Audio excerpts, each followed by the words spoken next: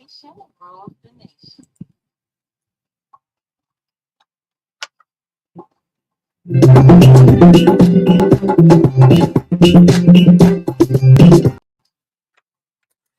yes.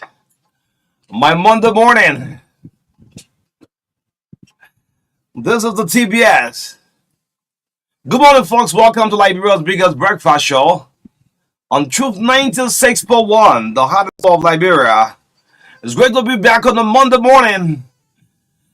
Sometimes Monday become a holiday. It's a regular Monday. Waking up this morning. Oh, yeah. Someone says, got to be God. Indeed, God is the greatest. Monday morning, April 15. Oh, yes. Good morning to the 15 counties in the land and breath of the Republic of Liberia. The love of liberty met us here. Let justice be done to all. Good morning to my president, President Joseph Yuma Boykai. The vice president would like to identify the speaker this morning. Good morning to member of the 55th, the Chief Justice, Justice in Chambers, Yusuf Kabar. Good morning, this is the TBS. My name is O'Neill. And I'm sure we're going to have a great time serving breakfast straight up to 10 o'clock this morning. In the midst of all, country first, Liberia first, Liberia second. This is O'Neill Roberts, Marka Davis. For now, straight up to 10 o'clock this morning. Let's have a great time serving you breakfast on the Monday. Good morning to you, Marka. How are you doing this morning? It's great to be back. Yes. Good morning. Great to be back. So much energy, man. Good morning, man. Yeah. I take a shape for my face. We're asking our face, man. I know that's why you are doing that. But again, good morning to our followers this morning. I know O'Neill is coming with Lala energy, but energy like energy. yeah. Battle But cry like battle great for cry. us to be here to bring you the show this morning. I think it has been a very tough week. A lot of things happened, Yes. some negative things. We lost one of our staffers from Nimba, Joseph Kekula. Yeah. What with Tribune Encyclopedia. It was a very sad news. He was involved in an accident, I think, a week or two ago, and he was being treated at the JFK. So when we got that news about his death, it has been really, really sad. But yes, not much to say, but yes. So sometimes we don't question how the earth works. Yeah, sure. Again, another news last night: rehab, fire on the speaker's house. All of these negative things, but got there. Yeah. So good morning, folks. We are grateful to be alive. That someone said when you wake up in the morning, offer your prayer and tell God thank you and move on because it's not easy nowadays. A lot of things happening. Sometimes you and somebody can just be speaking in the next 2-3 hours or even 2 days. You just see the person picture on Facebook saying RIP. Only God knows what tomorrow Yes, brings. so sad. But folks, good morning. It's great for us to be here. Always the thing about this radio work, no matter no matter what's happening, how you feel, you just have to come and Yes. put life in the people. It's a take your own personal feelings out. yes, Anything that happening to you, the public don't care. Make the people to feel like yes, there's life. So we are grateful. But there are one or two people who listen to us and feel like, how you guys doing? How is it? Yes. There are not many. There are just few. Yeah. But in the majority, all of you will call, we have this issue, we got that issue. Yeah. But just one or two will send that kind of sorrowful text and say, how is it? Everything okay? You don't know it all. You don't know it all. Yeah, man. Yeah, man. Let me see what Apostle John Griggs guy is. Okay. Apostle John Griggs. The law is more unhappy, and it says that the recent legislative act upon the solution instead of the act creating the war and economic crime is an open delay. Upon charging the nation by reminder of prophecy, he would love to appear to the public. Apostle Griggs. He said, God is angry with this country. Apostle John Lavia Griggs. Yeah, we don't know it all. Yeah. We don't know you. What your question you asking? Yes, so I will never football been yesterday all comment reserved. I was fortunate to watch 2 major Premier League games. All comments reserved. I will call my lawyer anything you say. I watched Liverpool going down to Crystal Palace. Yes. At Anfield. 1-0 14-minute goal. Liverpool could never make a comeback. Okay. Which was very good for Manchester City. And then while waiting for Arsenal game to start. God. Aston Villa.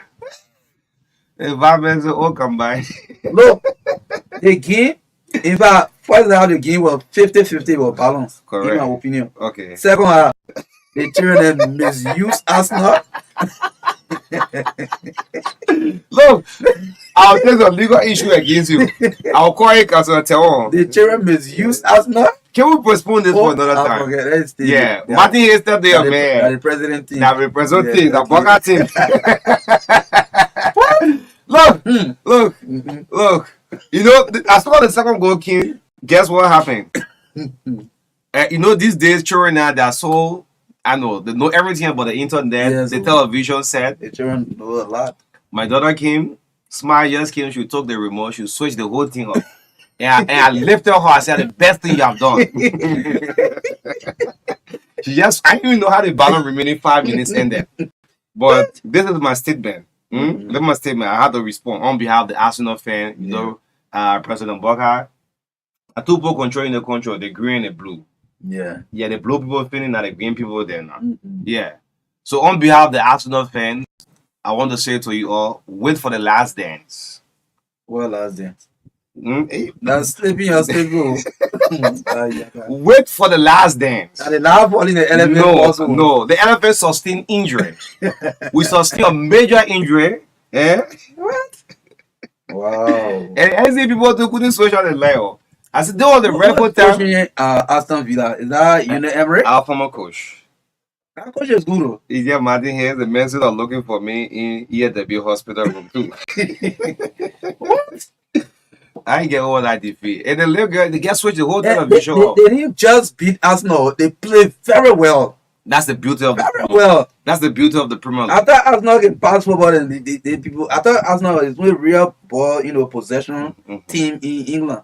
Okay. But I realized that let me tell you what's going to happen. Aston Villa is doing extremely well. This is what's going to happen. With their possession. Let me tell you how many more games left. Back. We have 6 more games left. In the 6. That's why I say wait for the last dance. All is not gone. All hope is not. I understand you still have Chelsea ahead of you. Yes, we have Chelsea. You still have Man U. Yes, Tottenham. When the pastor preaching, you have to give the members hope. Yes. All hope is not gone. Yes. It shall be well. Yes. Hope is alive. Hope is alive. John Green, Pastor Alfred Mason and preaching. Hope is alive. One day, your time will come.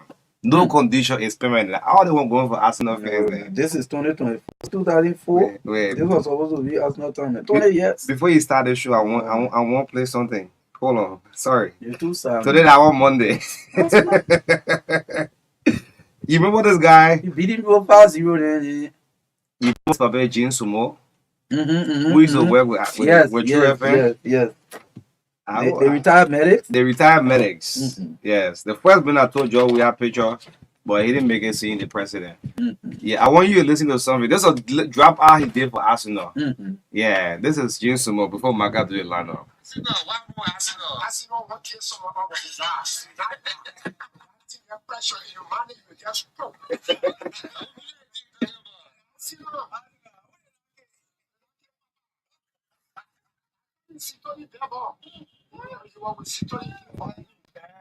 can put Arsenal pressure for you to die? No, Arsenal pressure can't give you not pass.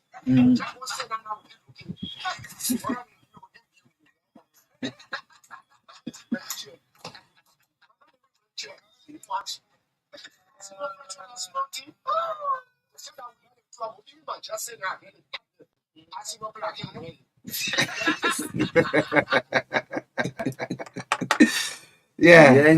The Arsenal, I baby. Yeah. Yes, what's up? I think it's okay now.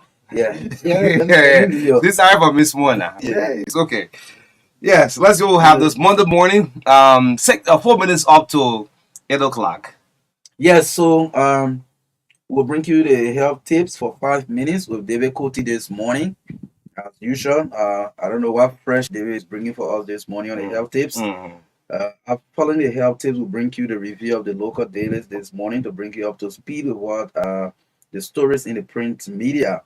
And in our studio chat this morning, another fire disaster hit the home of the speaker last night. We'll talk about that. Religious leaders speaking towards national politics. We want to see that. Is Liberia a divided country, green and blue? We'll also discuss that and hear your view on it. And reviewing the extractive investment companies. Okay, Oni will start our discussion and then we'll move on with it. And at 8:40 to 9 o'clock this morning, we'll bring you the segment Talk to Your Leaders, where we'll give you the opportunity to weigh in on some of the talking points this morning on the TBS. At 9:05 to 10 o'clock this morning, District 7 Representative Nima County, Honorable Musa Hassan Belete, will be our guest on the last segment of the show. So much to talk about this morning. I think this is our first interview. First interview with the Yes. since he was elected. So we will review we'll review everything that We'll hold them money. yes. So we'll have Representative Belete with us this morning. He's the chair of national security at the House of Representatives. So he will be our guest this morning. You can't afford to miss this interview this morning. And yes, this is the breakfast for you in the midst of our country first. Beautiful lineup. Great lineup. So Musa Hassan Belete is our guest at 9:05 this morning, right here on the Breakfast Show, 9641, the heart and soul of Liberia. Let's bring on David Ernest Coty with our health tip. This is his best job. My man is enjoying in government since saying goodbye. Yes, the pro bono job. David Coty with our health tip coming up right here on the True Breakfast Show. Good morning to you, David Ernest Coty. Good morning. Good morning to you and good morning to Ambassador Davis. Let me join all of you in saying our sympathy to the speaker. Nobody likes what has happened, and we must pray for everybody. Let the speaker. Even all of those people, poor people, whoever who also lost their lives and their homes. Let's pray for them. Thank you. Sinus infection is our topic today. One of the first, let's find out. In fact, let me say this. One of the major reasons for bad breath is sinus infection. I told you about the tongue, the teeth, the gum, and the throat. But sinus infection is one of the major ones. First, what are sinuses? Sinuses are holes in your skull with air in them. The holes are in your skull. There are 4 pairs. In total, there are altogether 8. But 4 pairs, 2 up above your eyes and 2 right behind your cheeks. 4 pairs. But in total, there are altogether 8. They are there to protect your lungs.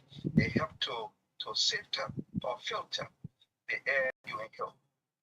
So that's the main purpose of the sinus. Now, the sinuses. They can get blocked. You know, we who used to live in Busa Quarter way back. I'm a Busa Quarter graduate.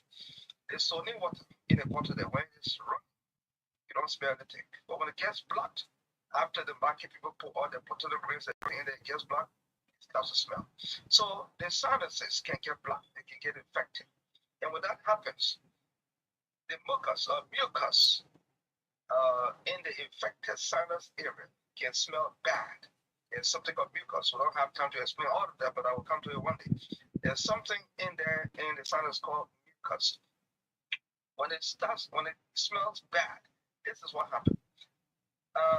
Then what happens is that it drips down out of the sinuses and goes down at the back of your throat. Oh yeah, that's slippery something. When it smells bad, after bacteria has attacked it or after it's blocked, it will smell bad. Then it will not stop there. It will go down at the back of your throat. When it misses the air you inhale, then trouble will come. You know, when you breathe out every day, you breathe out air every day, and you inhale air every day. Then when you take it in, when that bad smell, that mucus, mixes up with the air that you inhale, then you're in trouble. How to kill sinus infection?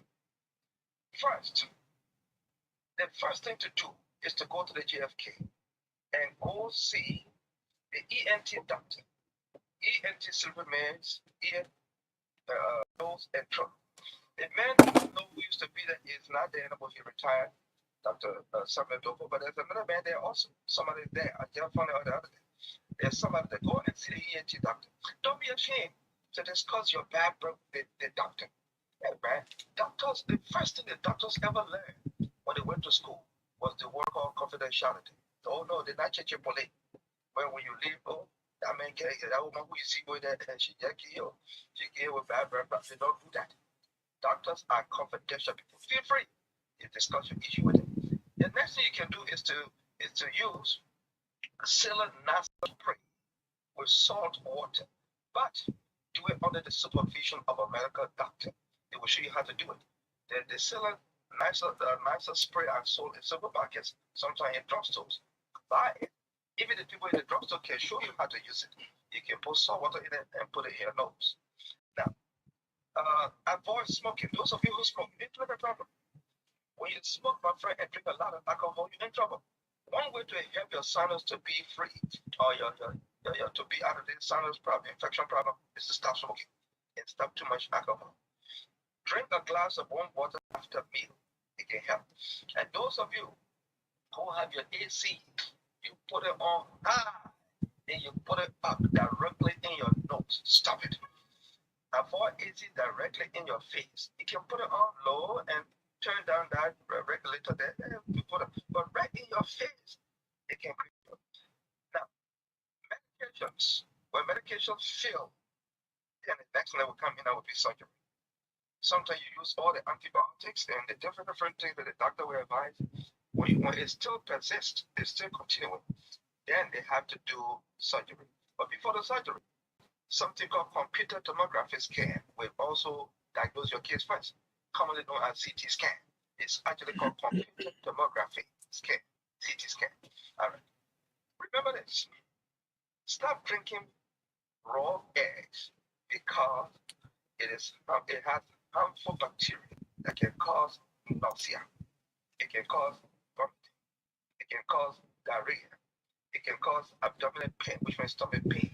It can also cause fever. Raw egg. I know some people, they don't ask questions. They just see other people doing this, then they do it too.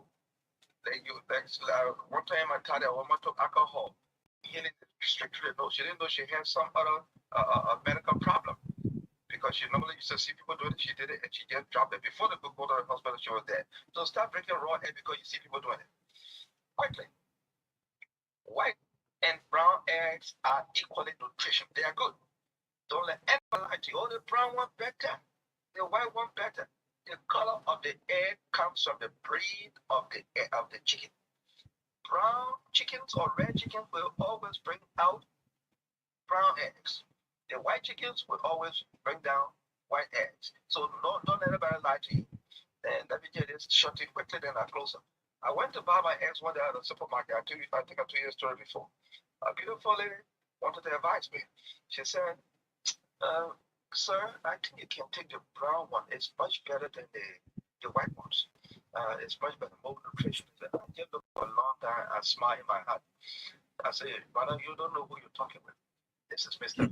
You know, in my heart, I said, you don't know it all. You don't know it all.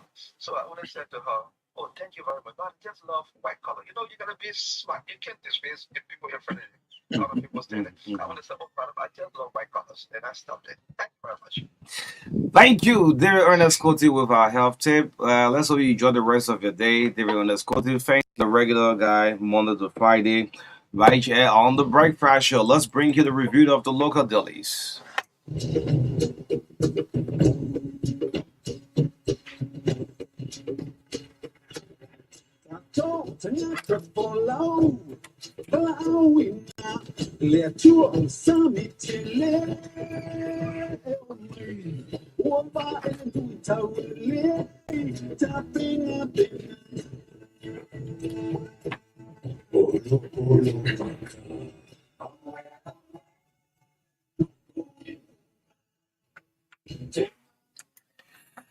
And so, welcome to the review of the local dailies, going straight from the print media, what's news, Monday morning, April 15, 2024.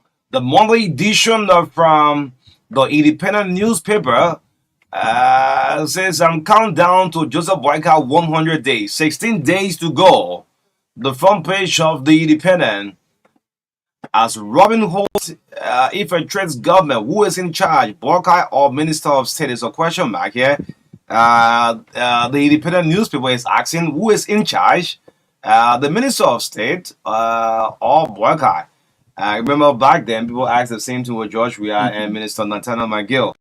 So the front page of the Independent, you can grab a copy. Joseph Boyka looking the smiley moody on the front page. Also, Sylvester Grisby is smiling more than Joseph Boyka. Who is in charge? Grab a copy and read the rest of the story. Let's go to the back page. What the back page have? The back page of the Independent Speaker Kofa brainstorms of U.S. top dedication today. It's on the back page. Alan Weisslim's domestication of raw crimes code says should be in contact with the UN. Yes, lastly on the back page of the Independent, boycott to act on war crimes code resolution and the review of the Independent newspaper. Now let's go for the Daily Observer newspaper. The lead story on the front page: Senate's war crimes code endorsement gains U.S. support. Is Liberia edging closer to closure? Is a question mark there. The photograph of U.S. Senator James E. Rich is also on the front page of the Daily Observer newspaper. A House endorses Senate's version of War and Economic Crimes Code resolution. Fire ravages Speaker Kopa's home. The photograph is also on the front page of the Daily Observer newspaper. Let's go to the back page. A single story on the back page. Clergymen, lawmakers' efforts on War and Economic Crimes Code establishment says Liberia's deliverance process is on course. And that's it for the Daily Observer. Let's move on to the Global News Network, the GNN newspaper. The front page of the GNN, Koji brings Senator Snow to book on U.S.-Liberia relation. What is it? You can grab a copy. Remember, the former mayor had a press conference on Friday. Koji brings Senator Snow to book. Grab a copy. Jefferson Koji is captured. Yeah, Evan Melvin Snow is also on the front page of the GNN. Still on the GNN, will leak former President Weah's asset document to the public? It's a question mark. Who leaks President Weah assets document to the public? George Weah, former president, has been captured on the front page. Grab a copy. Let's see if I can go to the back page of the GNN. If I can flip through the back page. The back page, PLP political leader set record script. Okay. U.S. Congressman applauds Liberian counterparts of War and Economic Crimes establishment. Answer reviewed from the GNN. Yes, the Hot Pepper newspaper is next. 40 Liberian dollars. Grab a copy. The banner headline: Western cluster, a bad deal for Liberia, brings more suffering to bombing and development. And they say it's on page 1. Banner headline. You see the photograph of Senator Ellen Melvin Snow and some executive of the company walking. A poor village also captured on the front page of Western Cluster Hot Pepper newspaper, and the headline says Western Cluster, a bad deal for Liberia, brings more suffering to bombing than development. That's the only historic capture on the front page of the Hot Pepper newspaper. On the back page, Speaker Kofa House destroyed by fire. You can see the burning house photographed on the back page of the Hot Pepper newspaper. Liberia National Police has forged strategic partnership for safe equipment transport. Well, that's another story on the back page of the Hot Pepper newspaper. Yes, so let's move on to the New Republic Monday edition on the newsstand for 50 Liberian dollars. The front page of the New Republic. PYJ Vex. Oh, after signing War Crimes Code resolution, this is the major story on the front page of the New Republic. PYJ Vex. The senator looks so angry of the picture being displayed. You can read the story on page 10 of the New Republic. Still on the front page of the New Republic. Civil servants to get 50% salary advance payment. Yes, kudos to Echo Bank Liberia, the Pan African Bank. Signing a big deal. And of course, it says civil servants to get 50% salary advance payment. Joseph Boyka 100-day record deliverable on course is a solid story. I'm seeing the president has been captured here on the front page of the New Republic. Let's go to the back page. What the back page have? Nobody received damn to sign resolution. Fonanti Kofa Hospital is here on the back page here. You can grab a copy and read the rest of the story this morning. Yes, and the final paper from my end is the Women Voices, a newspaper. The lead story on the front page: FGM might not end soon. If you grab a copy of that paper, you will read more of the stories. It is spotted like Brand Dollars. The photograph of Masa Kandakai and also Chief Zanzan Kawa captured on the front page of the Women Voices newspaper. FGM might not end soon if that's the lead story. And the sub lead story on the front page: Speaker Kofa home at blaze, cause of fire unknown. The photograph of the speaker is there, and as usual, prominent Liberian women are captured on the front page of the paper. Former President Ellen Johnson Sirleaf, former Vice President Joel Howard Taylor, and I'm seeing the second lady, Sinless Dawn, is also captured. That's the wife of the vice president. Another person again is captured. A lot of them are there. Okay. Yeah. So the names are yeah, the names are not too clear. But I mean that's it for the Women Voices newspaper. Yeah. So our last time, tune back and flip through front page Africa. Okay. Front page is our last time on the show this morning for the review of the paper. The major story on the front page Africa: Speaker Fonanti Kofa resident glutted by fire as fire service struggle. Hey man, struggle to curtail the blaze, cause yet to be established. Close social damage. Speaker Kofa looking up above the sky. That's a picture of Ben on the front page Africa. Still on the front page this morning. Why Bokai asked the governor not to travel? It's a big question here. President Joseph Boyka have told the CBL governor not to travel. It's a sub-list story on the front page Africa. Why Joseph Boyka asked the governor not to travel? The executive governor of the Central Bank of Liberia requested not to attend this year's spring meeting in order to keep the president informed about concerns of ongoing audit. Remember, we told you that there's a major audit done by the GC at the CBL. So, upon the president mandate, the central bank governor is asked not to travel because of an audit. Well, that ends the review of the local dealers. The papers are on the newsstand, some for 40, 50 Liberian dollars. You can grab a copy and read, the rest of the story right here. This is the True Breakfast Show. Again, want to say good morning. Let's say condolence to the bereaved family of Joseph Kakula, one of us. Truth FM Nimba. It was a very sad thing when you post that in the chat. Yeah, it's a very sad thing. So the guys in Ban is Saclipia relaying us would like to say our sincere condolence to the Kakula family. Yes, this issue about fire disaster nowadays is becoming so scary in our country. Whenever you hear of fire blaze, the first thing you see is the social media, people going live instead of helping to to get the fire go off. Yes, most of our people nowadays, once you hear this home or this market or this building is on fire, the next thing is all circulated on the internet. Some people are rushing to break the news about it. But it's becoming so scary for us as a country. The last time it was Senator Sir Joseph. Today, last night, it was our speaker. This is becoming so scary. And what actually got to me last night, because you follow 100% of the news, this issue of battle cry, that's what actually got to me. People trying to see how possible the fire service truck delaying to come through. Then you hear this battle cry. Hey, man. Is everything in this country that politics? I want to say thank God for, the speaker's life. But again, you people are official. This is becoming so scary.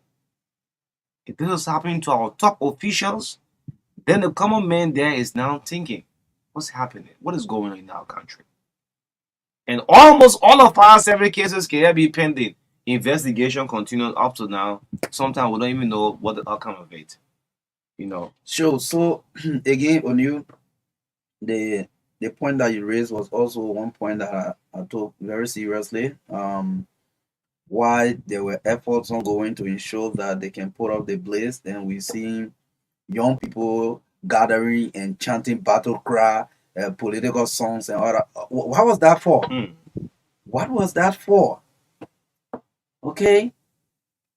So are you trying to blame political party for the fire disaster? Are you trying to say because there was a change of government, that's why fire is coming? I mean, I don't know what we have fire disasters in this country that people lost their lives. You remember, even along that thing rehab era, the lady who graduated, she got burned. I think after a party, something. I mean, a lot of these things Even Dubai happened ever since. So it is not about whether change of regime or not. So that one is not really important.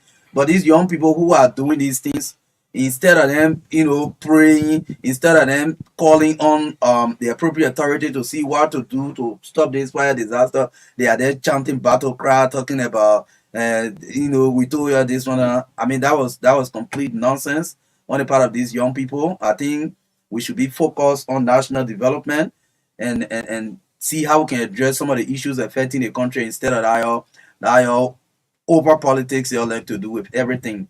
Now, my point on this fire issue, let me once again say sorry to the speaker and thanks for the life of the speaker and that of his family members that they survived that incident. It was very disastrous. This is my point. 2020, I used to do this frequently when I used to advocate for an increment in the budget of the National Fire Service. The reason is, can you imagine that a property is on fire in Pinsville, and then we are waiting for a fire truck to come from Monrovia to come and put a fire in Pinsville? So then what happened to Ganta? What happened to Banga? What happened to Kakata? What happened to Buchanan?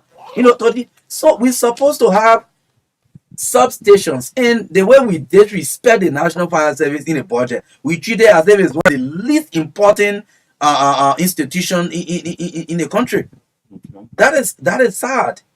Institutions that the National Disaster Management Agency, institutions like the National Fire Service, the Drugs Enforcement Agency, the Liberia Immigration Service, the police, these are key institutions that we should prioritize in the budget.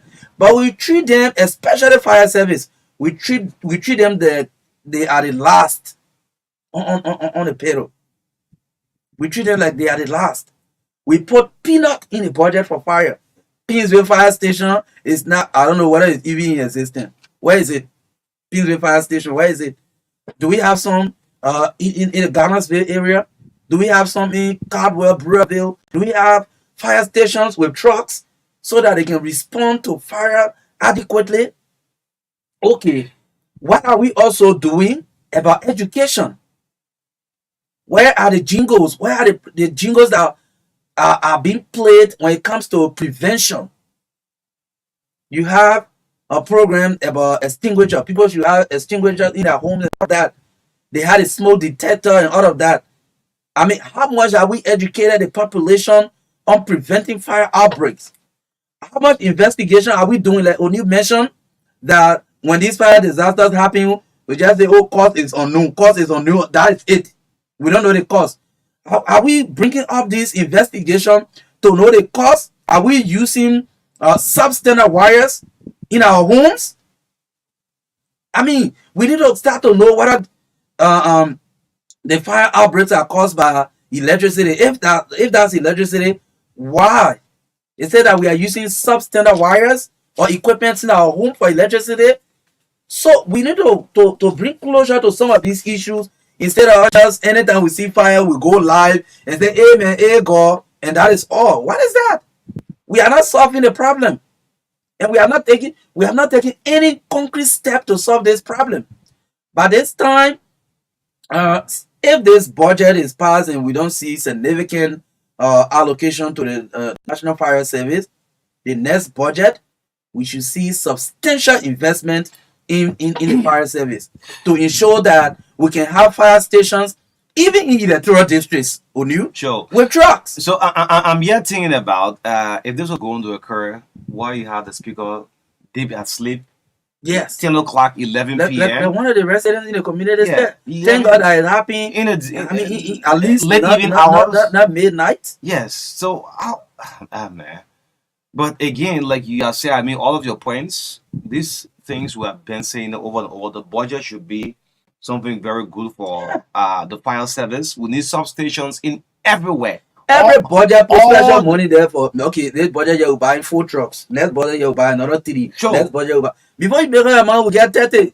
They cut campaign time. When campaign time reaches, you people will buy 150 pickups, 300 pickups, 5,000 motorbikes, be sharing it all around. I'm seeing your frustration, and you're very right. You understand? We need substations in all of our sub cities. You're very right about it. This country, sometimes I don't really understand Liberia.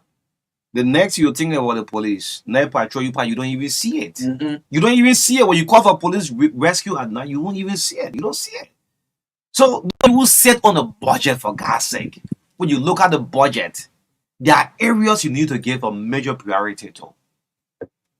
I mean, it was a sad thing. I was following through the live. What in case this was going to happen 10, 11 p.m.? You know what we're talking about now?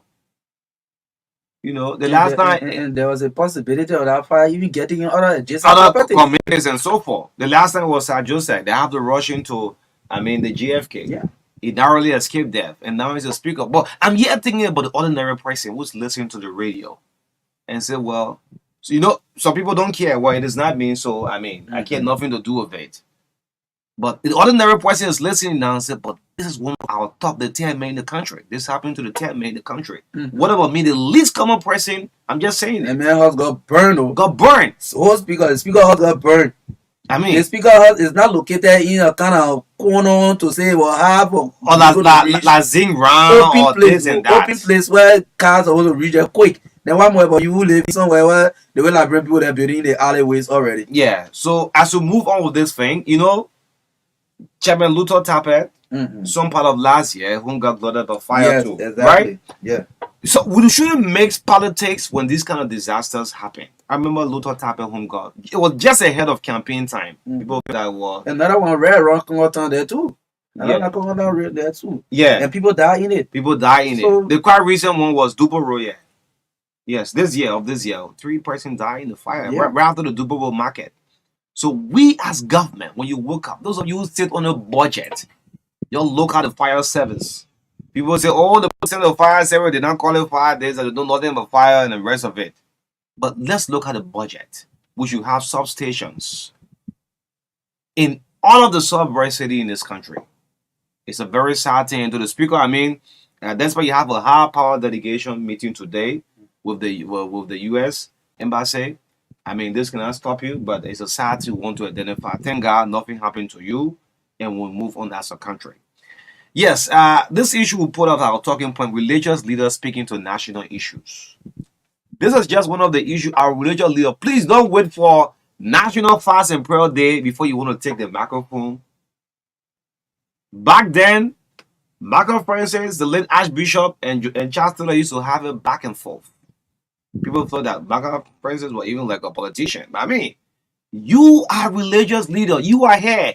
These people who are working in government, they go to your mosque, they go to your church, you preach your sermons, they listen to you every night and then. So at some point in time, I feel like the religious community is bigger than the government. Yes, of course. So speak to national issue. We want to cry on our religious leaders in this country. If there is an issue of gasoline, speak towards it. If government issue a surcharge, that is not, it's just on the book, it's not into effect, speak towards it. Our religious leaders, they will come to your churches, they go to your mosque to listen to you. All these people, they are officials. Don't remain tight-lipped to things. And you only wait for occasion to speak to national issues. When the president goes to church, or when the president goes to the mosque, he listens to the pastor, he listens to the imam. Amen. The religious leaders, I'm calling on you all this morning. Please speak to national issues. Yes. I tried to bring out something to your WhatsApp. before we do the telephone call, this is something very important. Remember, we talk about list car contract to be reviewed, and we'll also call on the NBC. There are some extractive industrial agreements. It needs to be reviewed. Liti, Liberia Extractive Industry Transparency. You there now? Yeah, check through your WhatsApp. You see that. There are companies in this country. Yeah, they have an agreement up to 20. Look at the other one. Yaka. This is just the one. And we'll go company by company. There are companies who have signed agreement. They want extends up to what? 2072. Same W. Same W, yeah. But let's see if we can pick out the operation guy for. Same W stay yesterday. Yeah, we'll get to there. Yeah, okay. Let's pick out the call from the fire service. Okay. Yeah, everything is the operation, man. Okay. At the Liberia Fire Service. So, I mean, when the official in government is calling, we'll have to put it through. Good morning to you, every taster. You live on the True Breakfast Show. Good morning, good morning. So, I don't know his name, but I'll follow it. Marka. Marka Davis, good morning. So, there are a lot of things that are going on in our country that people need to rest of those information. And the reason why I'm constrained the call is because I check on Facebook, I check on social media, I get people making a lot of different comments. And so because the Labrador Fire Service is really going through serious constraint. The people is really challenge. And people need to understand these things. But you say challenge, be clear now. Let Liberia listen to you. When you say the fire service, in terms of what? Yeah, challenge in terms of logistics. Imagine we went down there and I would see that we have media and see that we have trucks. We have 2 trucks and another one is down and like that. But trust me, when those 2 trucks you see that we have, one of them is almost right after another. One will break down, another one will break down, another one will break down. So for me, in my car view, coming from a different world, I don't have a car. I've been using car before. I can say that we don't have a truck. The pressure pick back and Yes, sir, you're sounding. Are you saying that Liberia only have 2 active fire service truck in the whole country? fire service truck and 2 active truck. I mean, one break down after another. So I mean, the deal is challenged. Everyone don't understand these things. So when you get you find out that I mean, you pour water and then the water finish. You don't even have water to refill you. You don't have time to come back to the station, maybe fish market to get water. And there are a lot of things that people need to put in place. So it's good for me. I'm not like having some issue with myself when it comes to my management skill. It's good that I went there. Do you have the manpower? Do you have the manpower? That's my logistic challenge.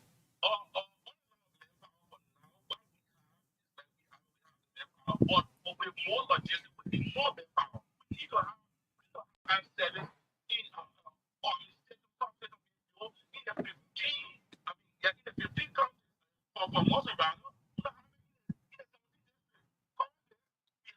Some stations being built. I think that like Google and so all stations too. We have 2 stations being built. Well, we have one the Ashland Street, that's station 1, and 2 at Beaumont Bridge, that's station 2, and another station at Stephen Tower. So we have those stations being built, but we need trucks to be parking at the station. We also need ambulances to be parking. We also need a water truck to be parking as well. We need hydrants being built all around the country so that that's why you say we have hydrants right around where we have the speaker hut really loud. What was there? If there were hydrants or some town there, we got water right nearby. I mean the truck is not taking. I can take the truck. But when the truck is empty, the water just goes up the hill.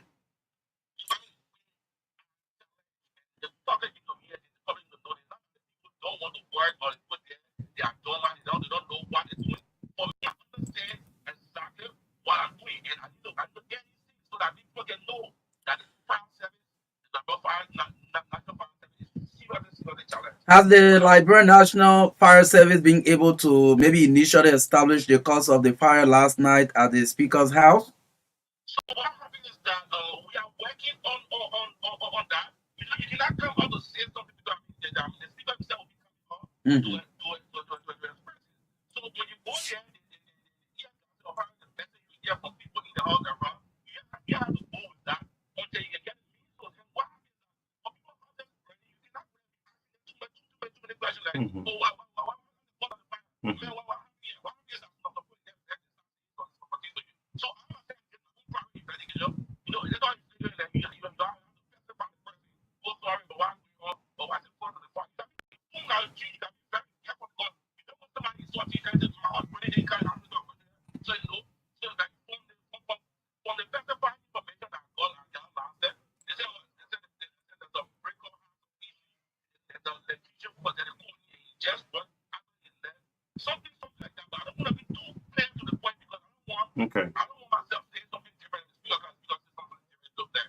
But I mean, that's the last one. Okay. So again, finally, from me, the technical capacity to investigate cause of fire and stuff like that, because we come to realize that most of the time, some of these fire incidents, when the investigations sometimes are done, we really don't hear the outcome of what actually caused the fire. Because if we get to know the cause of the fire, then maybe if whether we are using substandard wires in the country or what the problems are, then we can tackle it from there. Okay, so why we have to check on Facebook page? I post something like that. So I want to go. I asked the department that is responsible for investigation, and that was I mean, majority of the people they gave me was sustainable wire. Majority of the people of the fire was sustainable wire. It was about people don't really know how to use the breaker. People don't know how to use the double too well, and then people also using maybe number 12 wire, number 14 wire. Pressing iron on it, and then you have an extension cord, and you plug pressing iron on set it low grade, especially the core, fire will definitely catch up. So if you have wire in the wall, very, very low grade, and then you plug pressing iron or something, some appliances that are very high voltage, you'll find that fire will definitely spark up. But those fire is from sustainable wire. There are a lot of wires that we have been tracking down. We have our people in-house who are going through that's one that so we need to make sure we get the problem, but it will tell the people who are high authority to ban those wires from the country. All right.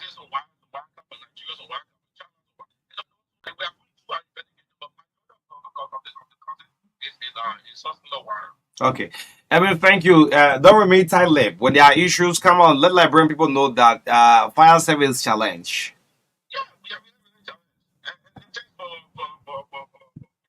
Okay, great. The voice of P. Edwin Tisted, operations at the Liberian Fire Service. Yes, this is the True Breakfast Show. Let's just go briefly over this, then maybe tomorrow we'll go into it because of the time. So the zero investigation. Yeah, we investigate. So this is just part one of what we intend to bring you throughout this week. The Extractive Industrial Transparency Initiative, the one we call LITI. We have investment companies with that information that have signed contracts.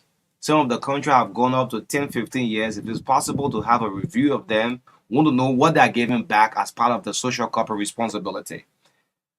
So if Simon will also follow up if this company are still actively carrying on their investment in this country, we'll find out.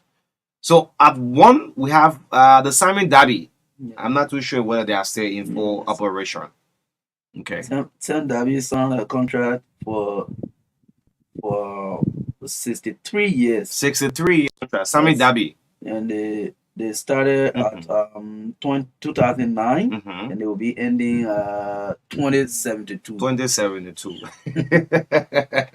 I don't know what will be the president. That's a 63 years contract. So in the tune of the investment, look, go back to the investment size. So the investment size is 800 million.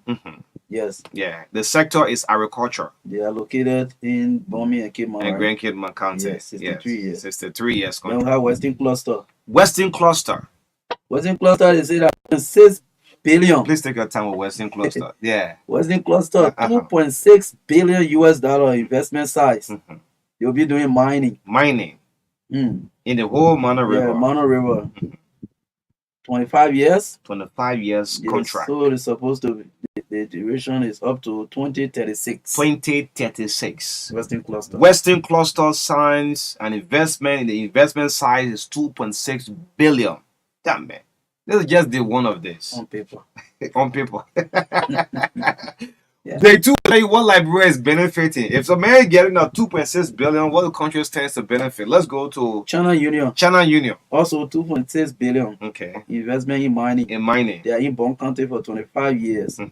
They will be finishing 2034. 2034. That's the situation. China Union. Yes. Let's move on to number 4, right? Equatorial Palm Oil. Equatorial Palm Oil. I think it should be in Grand Basso. Yeah, Grand Basso. 100 million is the investment in the agriculture sector. Also 25 years. They will be in 2030. What? Yes. In Grand Basso. Yes, in Grand Basso. That they won. Then they have Maryland oil plantation. Oil palm plantation. 64 million is the investment in the agriculture in Maryland County for 25 years with an automatic extension of 10 years. Okay. So it's supposed to end 2036. As soon as it's finished, it's renewed. Yeah, for upgrade 10 to 2046. And then we have Kavala Rubber Corporation. Okay. 78 million investment in agriculture in Maryland County also for 50 years. Jesus. 50 years. 50 years. They started 2011, they'll be ending 2061. Damn it. Kavala. Yes. In Maryland. Okay. Meter Steel Holding. 1.6 billion. Mining in Nimba, Bong, and Grand Bassa for 25 years. So this contract started 2010. It will be ending 2035. Metal Steel. So I think they are discussing extensions there. Yeah, Metal Steel is discussing extension. I'll hold up for Metal Steel. Metal Steel. So metal, anyway. Metal Steel says trying. Metal Steel if you see what I'll show you, that will come from Metal Steel. You don't want to say Metal Steel trying. You will see. I will show you some. Look, let me just hold on before. Yeah, let's hold on. We don't know it all. PHP Billiton.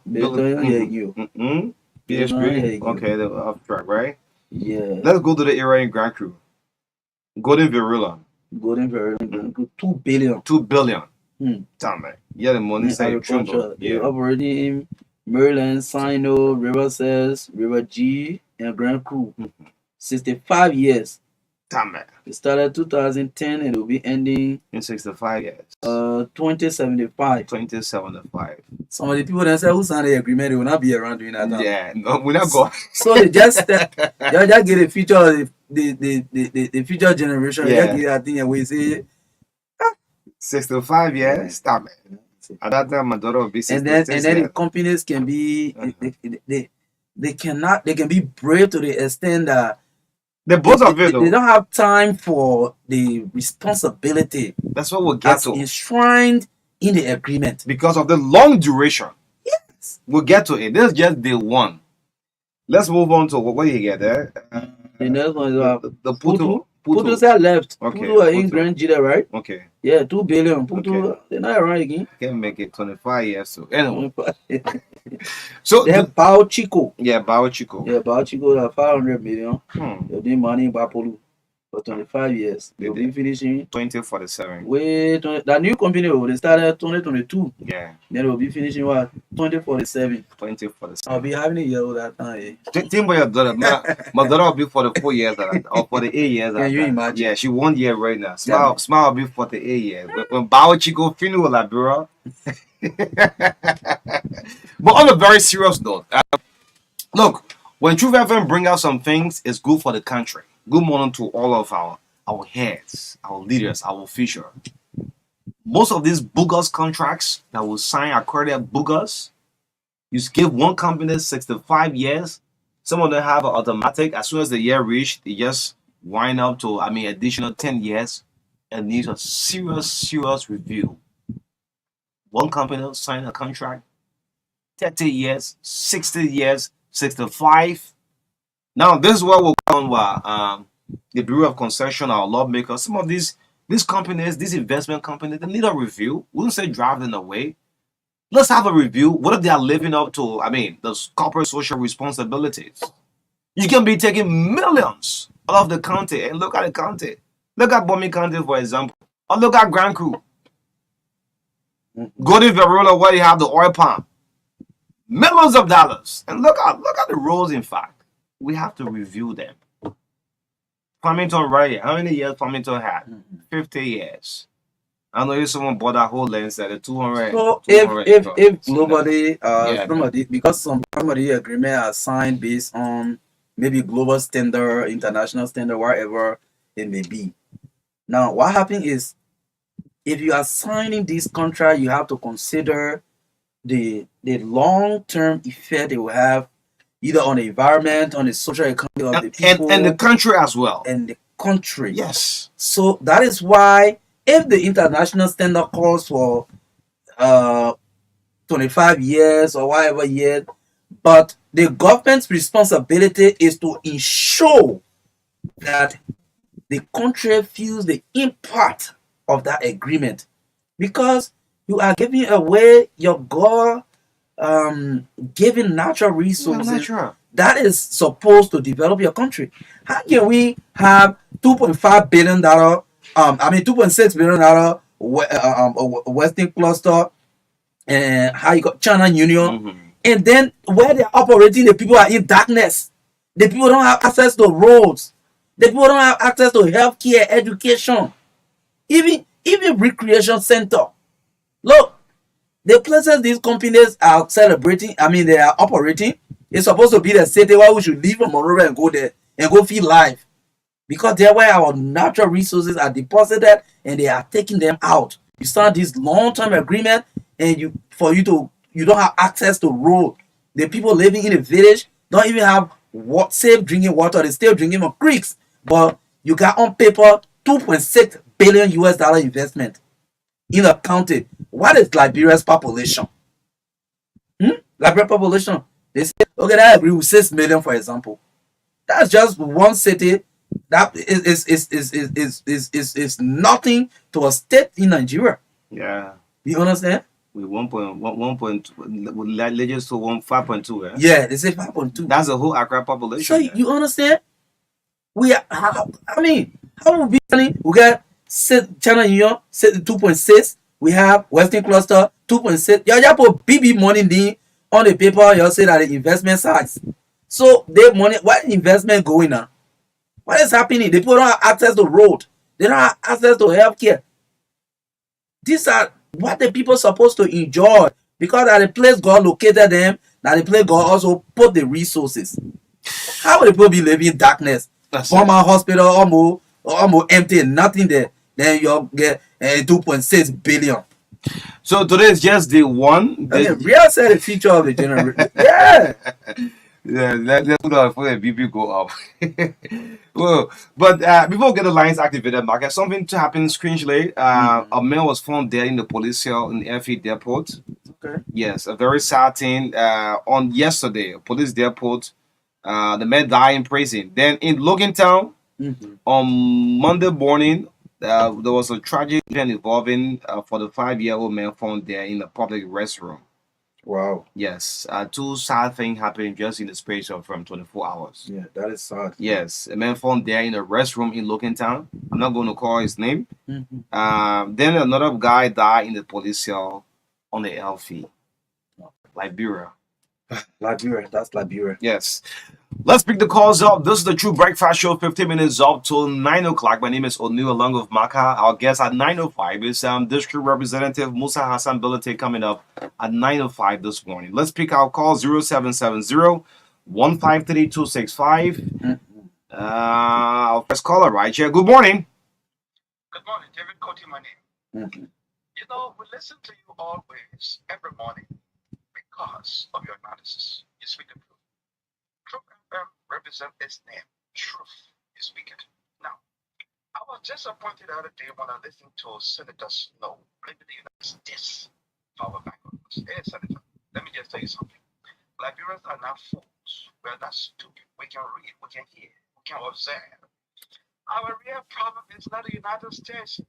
Our real problem is greediness and wickedness in high places. Oh yes, wickedness and greediness in high places. But I can say this to you: continue your wickedness. You know, some of these guys are even richer than the districts they represent. Where did they get the money from? Do your study. You see for yourself. Now, I can say this to you: Lord, make us. Some of you who were nowhere today, you got millions. You even have universities that are better than the University of Liberia. Amen. Why should it be so? You are over. Look, don't let me talk. But I can say this to you: continue your greediness and wickedness. But I can say this to you. Let me quote a pastor who said one time: you will not die until you taste the evil of your deeds. I repeat, you will not die until you taste the evil of your deeds. Continue your wickedness. Continue your greediness. Sweeping everything. Some of you have gotten rich through the budget. Just stop it, man. Bye-bye. Yes, go ahead. Yes, let me take this one. Good morning. Good morning. Good morning. And let's say that I go to news. I joined the discussion from District 2, and this is the voice of Akwe voice singer. And also a pleasant good morning to the best lawmaker in Nigeria, the President of Musa Accountability. But Mata, I want to say a very big thank you to you and Onu for, getting the fellow from the fire service online, where we were able to catalog some of those constraints that the fire service is going through. But he spoke something that drew my attention, Maka, when he talks about this issue of both of the reasons why they have realized that there have been a lot of fire outbreaks across the country is due to this issue of people using solar wire. And Maka, if this fellow from the fire service should say this, then I think this is where the education comes in, Maka. One of those ways I think this issue of the fire disasters can be controlled in our country, it has to do with education. Let the people go into the public, into the different communities and neighborhoods to educate our people. People now, houses are getting gutted by fire on the basis of, people using mosquito coil, on the basis of people lighting candles, on the basis of people using solar wire. But why is the fire service doing? Are they educating our people to these things? And people should also start building in the way of people getting access to the community to, curtail the fire. When you build in the alley, how do you expect the fire service to invade into your community traveling to quench a fire? So why is it true we're calling on the fire service to provide the necessary education to our people? Let we as Liberians too deviate from the issue of building on the island. Okay, thank you so much. Let's stick to the 1 minute. Good morning. Good morning. Good morning. Thank you this morning and a pleasant good morning to Oniru. Let me appreciate the both of you this morning for flagging critical issue. But then, I want to say sorry to our illustrious speaker of the National Legislature. But Mother, again, let me ask you what this morning, it felt better for me to see that. Country survive on a dude truck and what is even done. That's why we are always put for that. The legislature needs to be serious, especially it's an open challenge to the speaker on yesterday. It's a challenge to the legislature.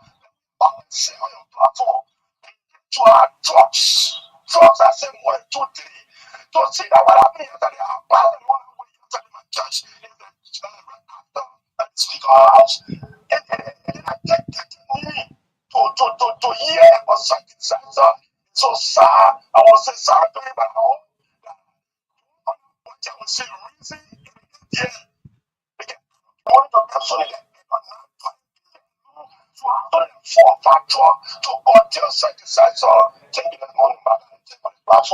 Okay, thank you for joining us, Kokwe. Thank you. Let's take this caller. Good morning. Good morning, Marka. Good morning.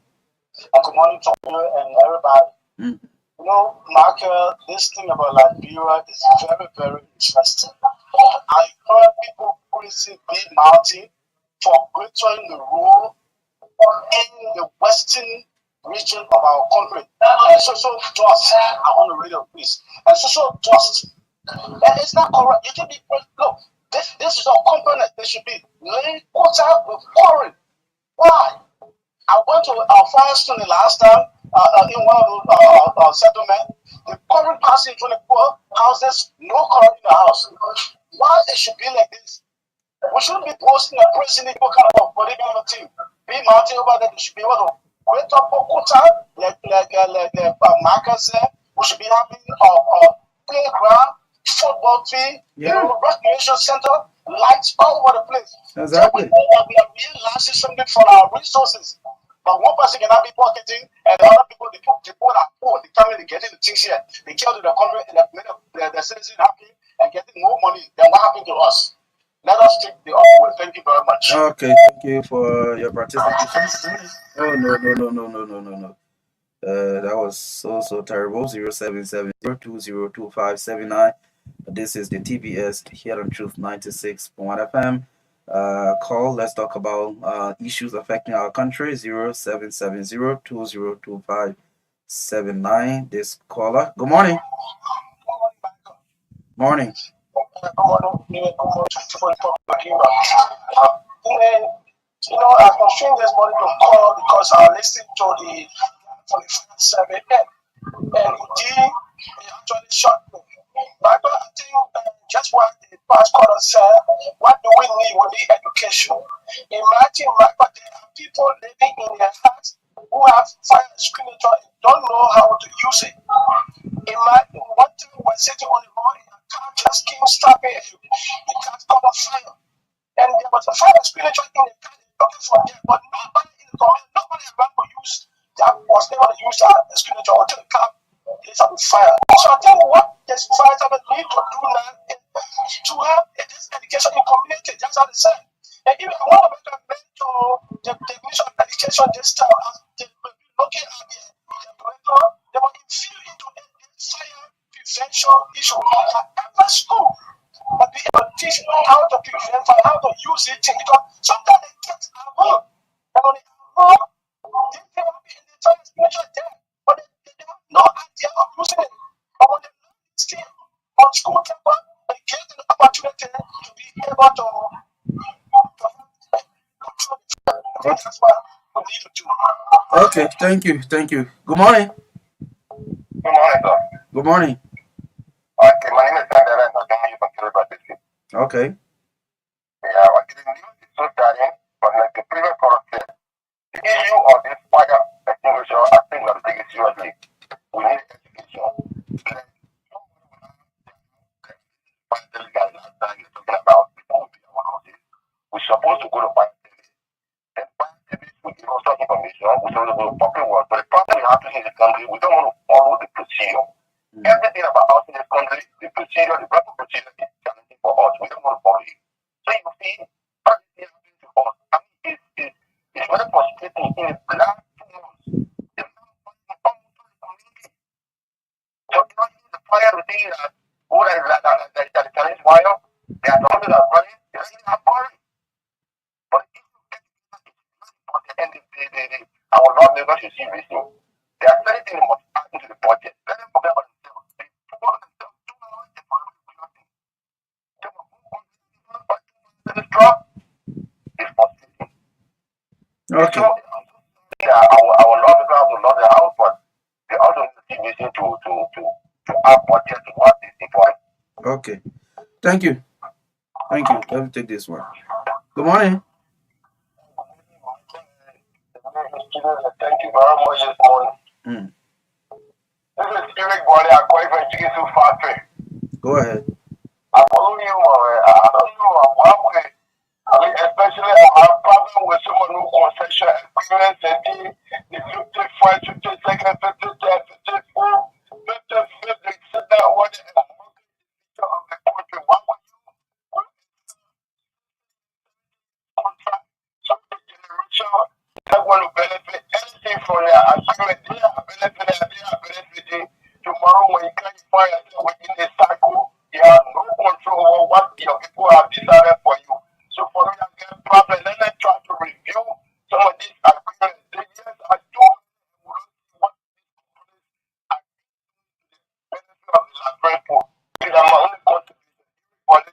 But God bless you.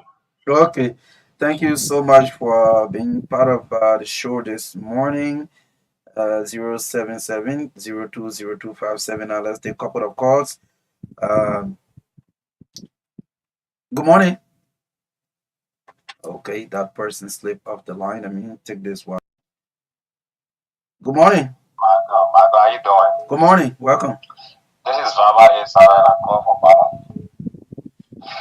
Marco, this is very unfortunate when it comes to the way the fire incident in Nigeria. But you see, it's almost like what our leaders are giving or it's just what they are getting in return. Remember the incident with Sir Joseph? Did you hear any lawmaker or our leader taking action to ensure that we curtail this or we prevent it from happening? Now they're taking action. They are sitting and actually paying attention to the national crisis that we are currently experiencing. So now we have another incident happening again to a lawmaker or a speaker.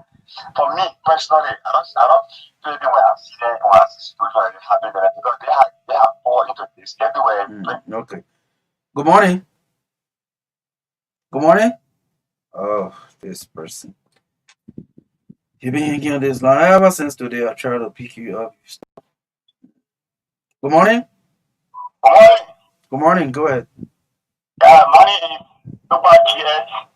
And I'm calling from Upper Benny from the morning. Really, my point of view the morning is our country, really the law makers, for the plant. On the better, they are not careful on it. How we go serve agreement for company 65 years, 50 years, you don't know that. The 45 years, you don't know that no development for the country. We see working in mud, the roads is damaged, no school facility, no connection of rental facility in the community. People say struggling there, saving the town. Then you say signing and no, you go signing the agreement for them to protect their future for their children. And you forget about graduation. Then our men were blasted among people. You don't really know what you think. Because this is my constitution. Even for country, you don't see for company, you don't see that performing. How will you see?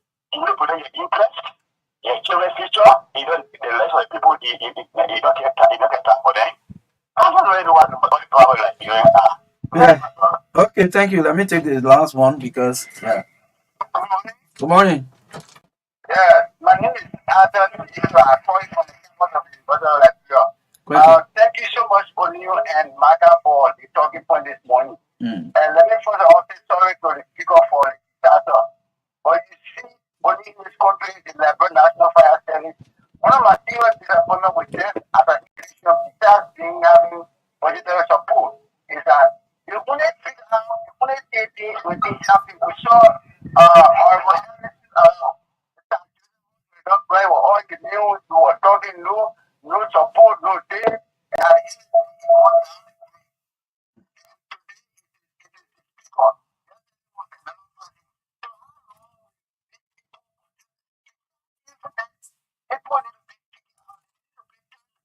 That is why we're falling in this we don't have. You will not wait until fire disaster takes place.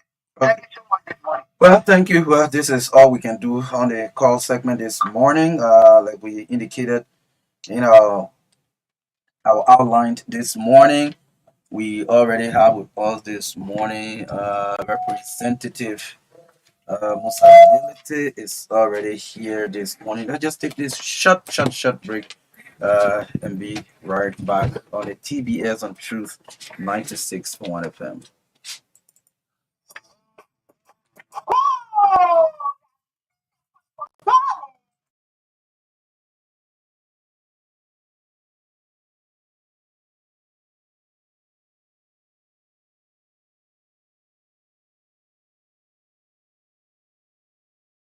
I would like to fund my account at any time, even here. Right here, right now. Here too! Without moving an inch. Here would be just perfect. Henceforth, send money to your Orange Money account from your bank account and vice versa directly from your mobile phone. A simple and fast solution that is always available to ensure a permanent access to your Orange Money services. Anywhere, anytime, send money to your Orange Money account from your bank account from your mobile phone to cash out, to recharge, to transfer, to pay, to buy. To subscribe to this service, go to your bank branch office, partner to the Orange Money service. It's all about what matters to you. Orange.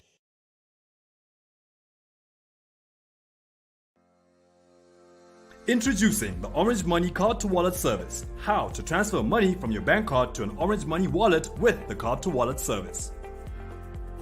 Go to the Orange Botswana website at www.orange.co.bw and select the drop-down menu and click on Orange Online. This will open a new tab which will ask you to sign in. Click on Sign Up to register for the Card to Wallet service as a new user. Enter your name, surname, the Orange number and email address that will be linked to this service. Proceed to enter your occupation and create and confirm your password, which you will then be required to sign in with every time you make a card to wallet transfer. You will then receive an email confirmation. Enter the one-time PIN that you received on your phone. Click on the email confirmation link to finish off the registration. Once the registration is complete, log in, click on Card to Wallet, then enter the Orange Money number you are transferring to and the amount. Continue by entering the source of funds, purpose of funds, and proceed to payment. Click the Visa or MasterCard option and enter your card number, your full names as well as the card expiry date. Proceed to enter the CVV number and click Continue. Enter the one-time PIN that you received on your phone to complete the transaction. Click on Continue to complete the transaction. And just like that, the transaction is complete.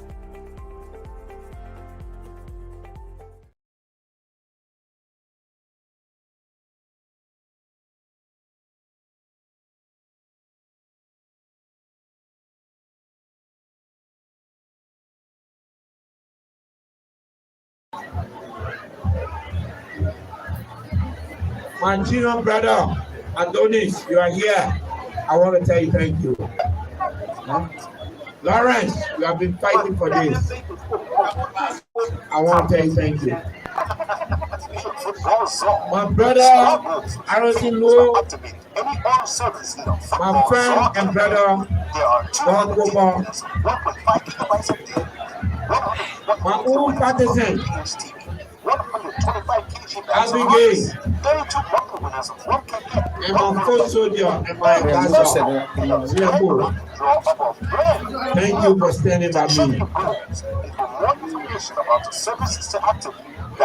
I will stay the next 30 minutes to call names.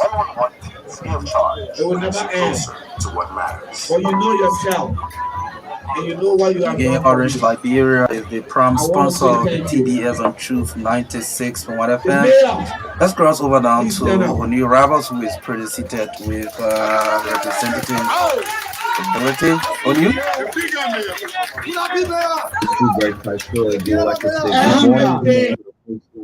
Lima Encyclopedia 96.1 in Bond 96.9, carrying this broadcast live this morning, Oil Video Radio Station. This is the True Breakfast Show, the last segment on the Monday morning. My name is O'Neill. It's a privilege to have the face of District 7 Lima County, Honorable Musa Hassan Belata, live with us. As a matter of fact, this is a debut for us for this new year. Good morning to you. Welcome to the TPS. Good morning, and O'Neill, thank you. Good morning to the people of Liberia. Good morning to the RCR family. My son Lai. He's surprised with the weather. The GM. I mean, it's unbelievable what you guys have done here. I all the time I was managing this place, it was not like this. I mean, I'm very proud, really, really proud. You know, now I think I think now he's ready to be the CEO now. From So Director General to CEO. yeah. I think we need to transfer the authority to him very soon, maybe in the next 1 month or so. Yeah, he has proven to be a good manager, and only you guys, I want to say thank you for the support that you continue to give him. All of you, the entire staff, Chris, uh, the news team. You know, the news is our bedrock. They're the basis for our station. We want to tell them thank you, uh, and thank you for keeping the Truth FM spirit, because the spirit of Truth FM is the TBS. And so thank you for keeping it up. Uh, Thanks for the guys in the afternoon, Grace, and Magdalene. They've done very well. Kept That was one area that we seem to have lost the audience. I think we got it back. I wanted to thank you to Milborn. Now we have we have good access to the evening, movie, not just SKTV, also closing The argument. closing argument, yes. Yeah, I think maybe one or two other network are chasing after us. So off the record, someone said, but True FM have been consistent, regardless people leave, people come. I mean, True FM is still True FM. It is the belief in the human spirit. For me, Neil, I always believe that if somebody walk out of here today, the next person that was watching you watch every day can come and feel that shoe. Don't ever, and True FM is a good example of that. Don't ever overlook the capacity of people to step up. Challenge them. That's what we've done. And each group of people that have left here, they believe is that the next group will not be better. They come out to be even much better than they be before. We've never had a situation here where there were people here before and the guys that came are better than their worse. No, we have continued to climb the ladder. And for me, my thing is challenge the person. Human being, we're capable of doing anything and everything. So, on before we start, I want to use this time to express condolence to Truth FM Secretary, Truth FM Nimba, and to the people of District 7. Uh, we lost a journalist, we lost a gentleman, we lost a counsel, Joseph Kekula, and it's been paining us. We have gone through. I mean, I did not know how much Joseph was appreciated. The number of calls we have gotten. It's I don't even want to go through what happened to him because it's so painful. Unfortunately, we could have probably, dealt with it. Uh, but the day God makes you is the same day He decides when and how you are going to go back to Him. And may His soul rest in peace. We console his family. We console the people of Neighbor County. So I just wanted to touch on that sad moment. Yes, thank you so much. How is District 7? I mean, this is your official debut of us for this New Year on the Breakfast Show. District 7, Musa Hassan Belata, you saw this coming all along that one of these days you're going to be the lawmaker of Nima County. No, I didn't see it. I coined myself to be a political influencer. I didn't see myself as the guy who will want to be in politics. I wanted to be influencer, like my relationship with the Ellen Johnson government. I'm in business, influencing. But government after government, frustration after frustration, I came to the sad conclusion that if you are not part of the system, you cannot change the system. Rely on people, rely on the promises they make to you, and then when they get there, the reality of the job and just the fickleness of human being, makes people to change course. So I decided, let me do it myself. It's a difficult decision. Before that, you supported others into the seat and going yourself was a difficult decision. It was not. Otherwise, and all of it. It was not. It was the most important part of that decision was that I'm I wanted to. You have to be. I'm now to make sure that I'm prepared to be honest, to be transparent, and to be credible. The rest, I knew I could do it. The most difficult decision for a public servant is to keep to your commitment to be an honest and transparent public servant.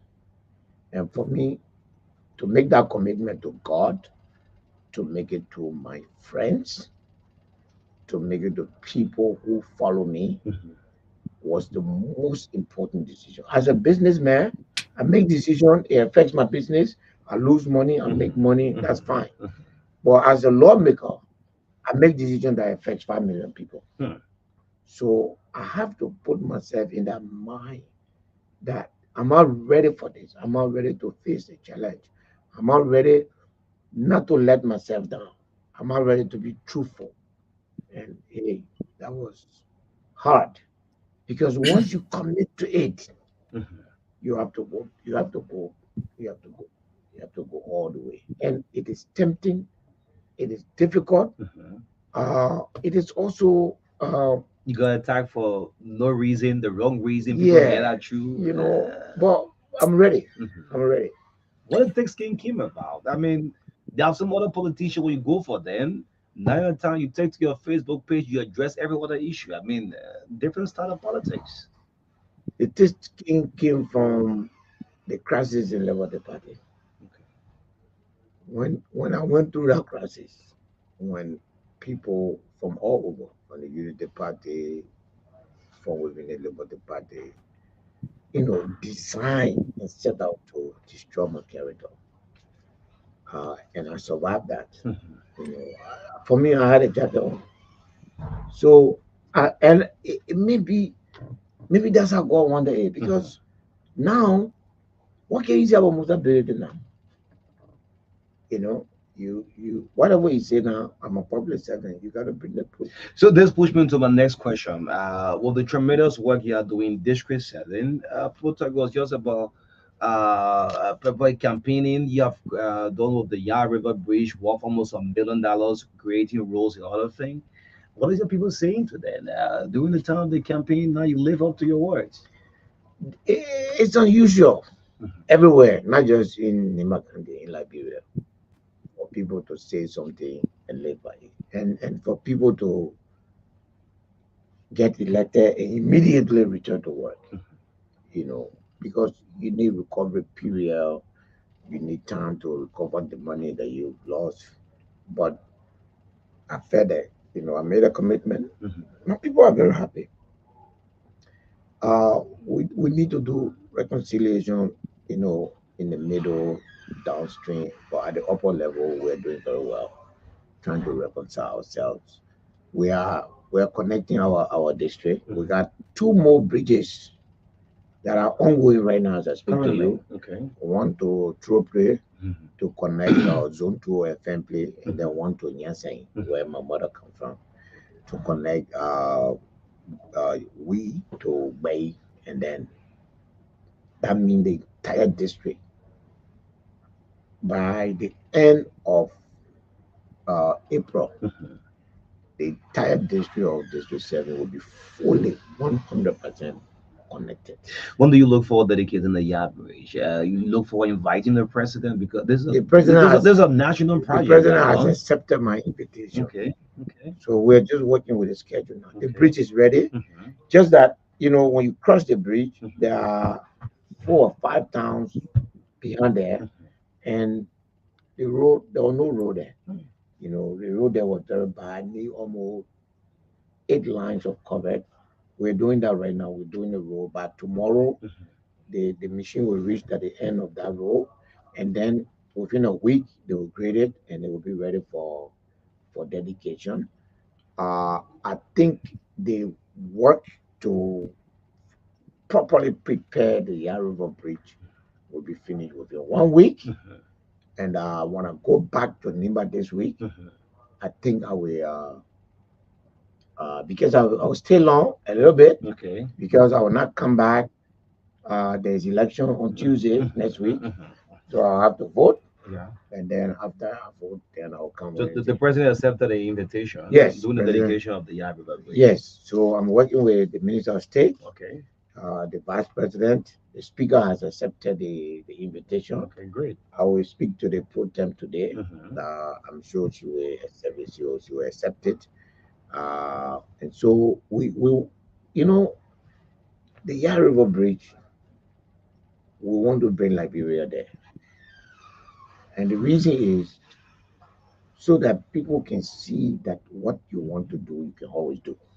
A lot make us say constructively when you had a post on Facebook, the new Saclipia, and he says a little bit jealous about that. And he said, this is off the record. I saw Musa had a post. Go on Facebook, you see the new Saclipia. Yeah, you know, that's my own town. That's my soul there. When they cut my neighbor's train, they were buried right there in Urangbe. So at the end of the day, there's nothing. There's nothing I can do. I'm nobody if it is not felt in Saclipia. I am not a human being. I'm not a person. I'm not Musability. I'm not anything. If Saclipia is not, what supposed to be me. So we made, again, we're going by promises. Okay. It's like your mother and your stepmother. Okay. For me, my mother's supposed to take care of me. If my stepmother does anything for me, good, I'm supposed to go overboard to satisfy her. The city of Ban did everything for me. It is because of Ban, the food I got in the whole Ban area, now the town surrounding that Ban area, that got me to be a representative. So our development is currently in Ban. The lights project is in Ban. Every street in Ban will have light. Okay. Every road in Ban will be fixed. And then we'll come to Saclipia. Wow. When we reach to Saclipia, we will all of the roads. We already paved the roads in Saclipia. We're going to redo them. I met with the incoming mayor yesterday. Okay. We're going to have a community engagement system so that at the end of the day, what we're going to do is every community, and I spoke to the mayor, and we're going to work together, by the way. Okay. The mayor, we will work with him. He's a good man. He's capable. He's qualified to be a mayor. And so we'll work with him. I'm a bit confused. This was the same Musa ability some part of last year. People was dragging all on the social media, and there's the same Musa ability and the people healing. Yeah, at the end of the day, for me, you got to push yourself to reach to that level. Just as I was saying to you, 2 weeks ago, the mayor that is appointed in Saclipia today, okay, is not a mayor that I wanted. Okay. In all fairness, the president of Liberia asked me and many lawmakers to send a nomination. Okay. And I nominated Madam Sarah Lewe. Okay. A good, hard-working woman. The president did not take our nomination. All right. And nominated Mr. Joe Wange. Okay. The man they nominated, I met him. I will work with him. He's a good man. I got nothing against him. All right. And he and I together with the city council give us. That's why the person you nominated, you recommend, it didn't go through. No, I'm not a member of the the other politician who will try to undermine, no, but no, that was not my preferred choice. No, that man is a son of Saclipia. He as much as my nomination was not accepted and he was appointed, I will work with him. And together we will clean Saclipia. And I want you to give here myself 6 months. Okay. When you come to Saclipia, you will find out where that Ganda you in or that Sanipoli in. I promise you. Are you sure about this? 100%. Saclipia will be changed. We'll make sure we have our own city police. Everything a city is supposed to have, Saclipia will have it. Because it's the same thing for Ban. We'll have a city police in Ban. We'll have a city police in Saclipia. We don't want to be half cities. We don't want to be half city. We want to be full cities. So give me 6 months. 6 months. And visit Saclipia. Great. So before my colleague will come in shortly, let's move on to some national politics now. Yes. The 55th. Before then, we see a lot of energy from you and some of the other colleagues. There are a lot of professionals now in the 55th. Let's look at your workings up to present. Yes. First, let me use this time to express my condolence to the speaker.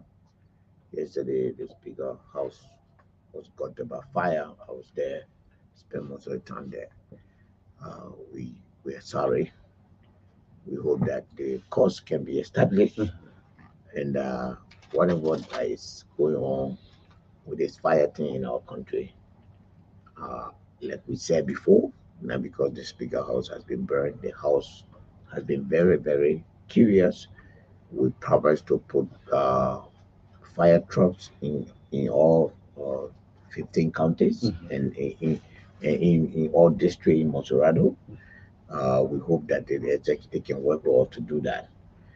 On the 55th, I want to consider myself to be very lucky. Lucky? Yes.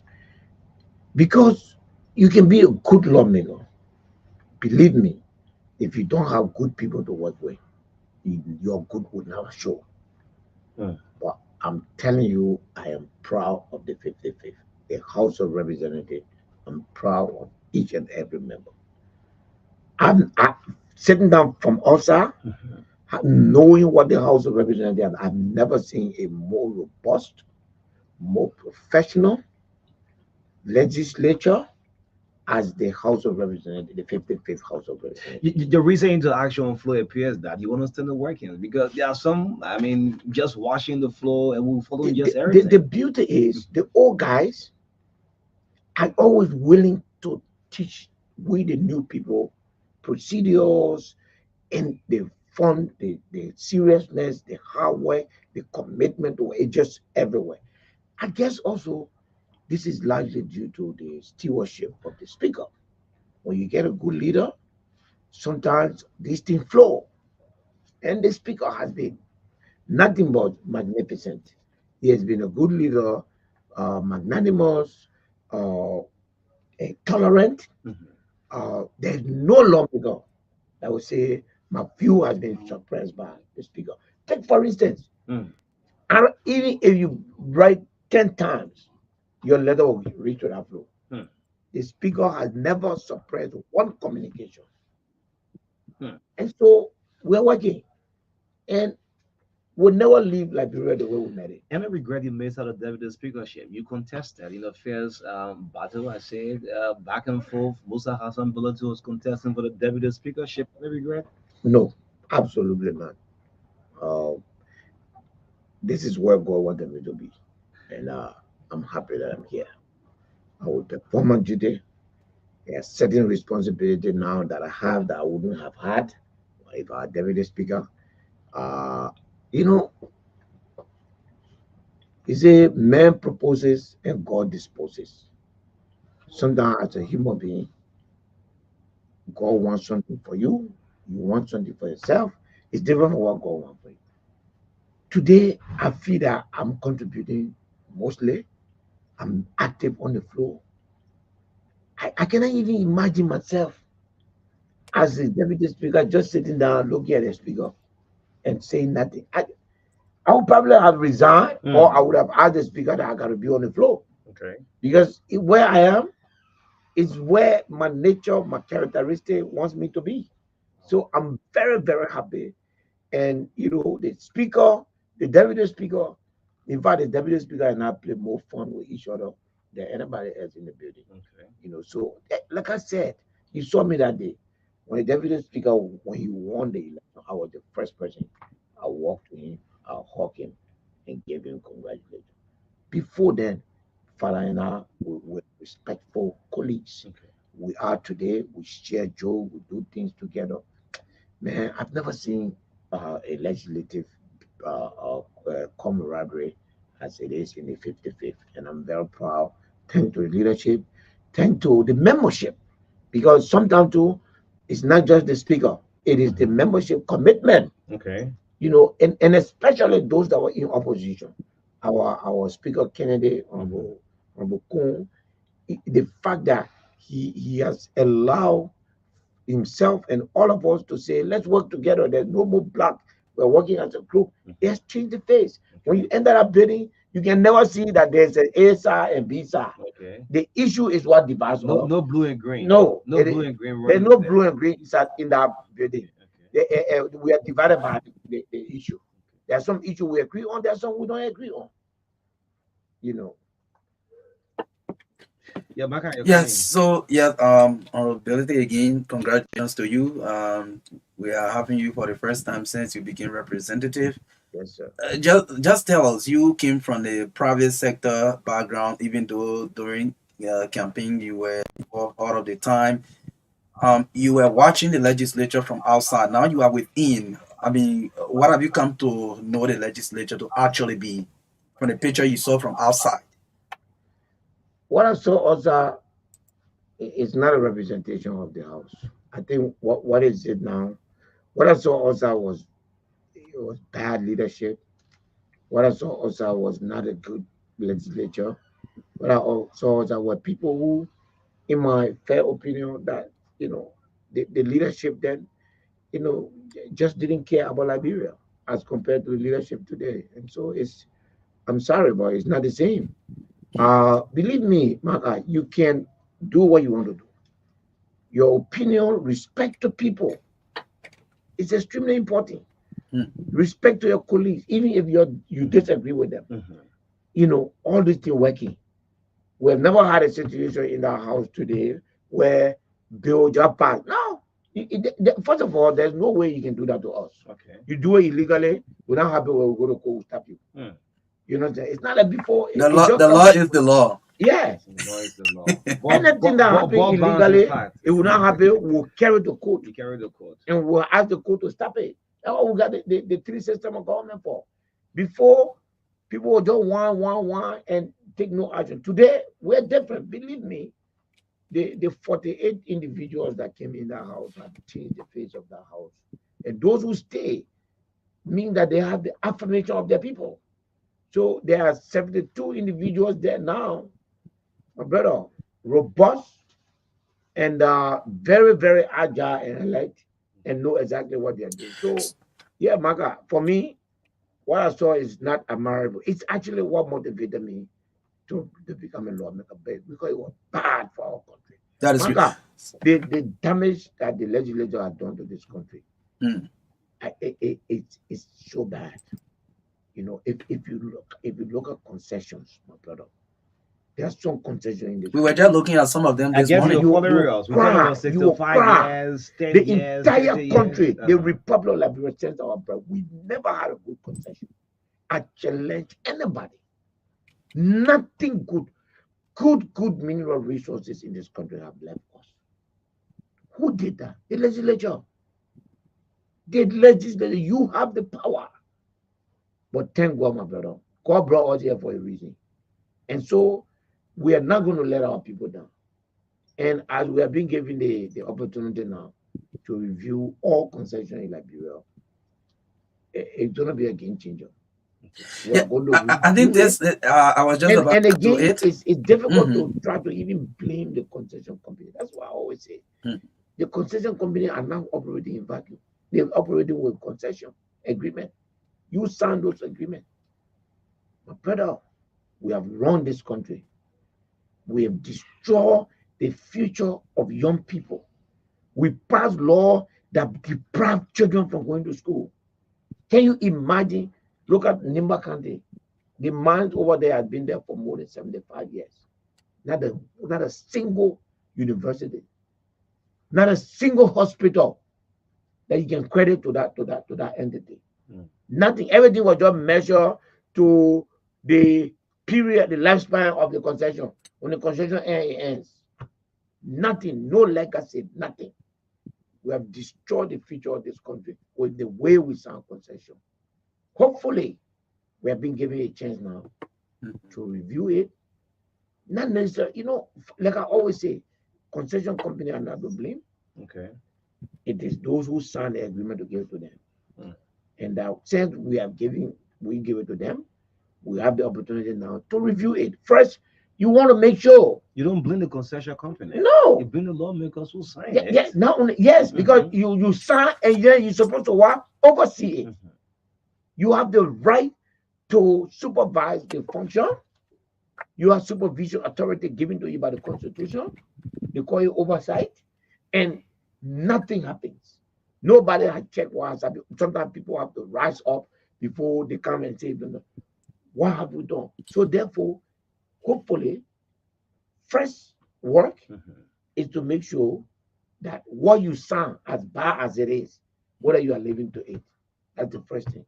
Secondly, whether or not concessions as they are in Liberia today are good for all, whether the model that we are using to sign concessions are good for us, whether we're going to do now partnership as a country or concession where we give everything away, and then there are some concessions in Liberia here, the duty free we're giving is more than the money, the royalty they pay to us. So we literally paying people to come and take our things to carry. So jokingly, Councilor Tevon going to send me a text and say, "Well, no invitation for him, right?" But Councilor level 2 of y'all. Yeah, okay. Anyway, let's move on. This issue of assets. Councilor Conglo will speak at that program, not just invitation. Yeah, speak at that program. So I think he's trying to clear something off his Yeah, chest. yeah. You have taken a very bold step. The last time Martha and I was checking, those who have declared and published, not just declaring and publishing. You went viral throughout the social media when you declare and publish your assets. I mean, you're not staying, but whatsoever you're saying, it's like, bro, become a better country. When you go in government, people need to see what you're coming in and what you're leaving out with. And that was a brave decision on your part. Yes, thank you, Marka. Look, and I want to go back to people don't know me, and I'm happy that Councilor Gonglo, that's the message, and I hope that he's listening. I grew up the highway. I was a boy, finding way to go to school, working with Dr. Sawyer, doing small paper, being errand boy, and Councilor Gonglo. Then Dr. Gonglo was special assistant to Dr. Sawyer. When we're leaving office, that man, that Councilor Gonglo is the man who helped me to enter business. I never had anything. I think the councilor, please help me register my business. I did not even know how business can be registered. You see that man there? He helped me to register my business. And that's the business that you see today declaring millions of dollars. That's how it started. Now, why am I mentioning this? When people look at people because we are in politics, then you hate people character. But look at the people who brought me up.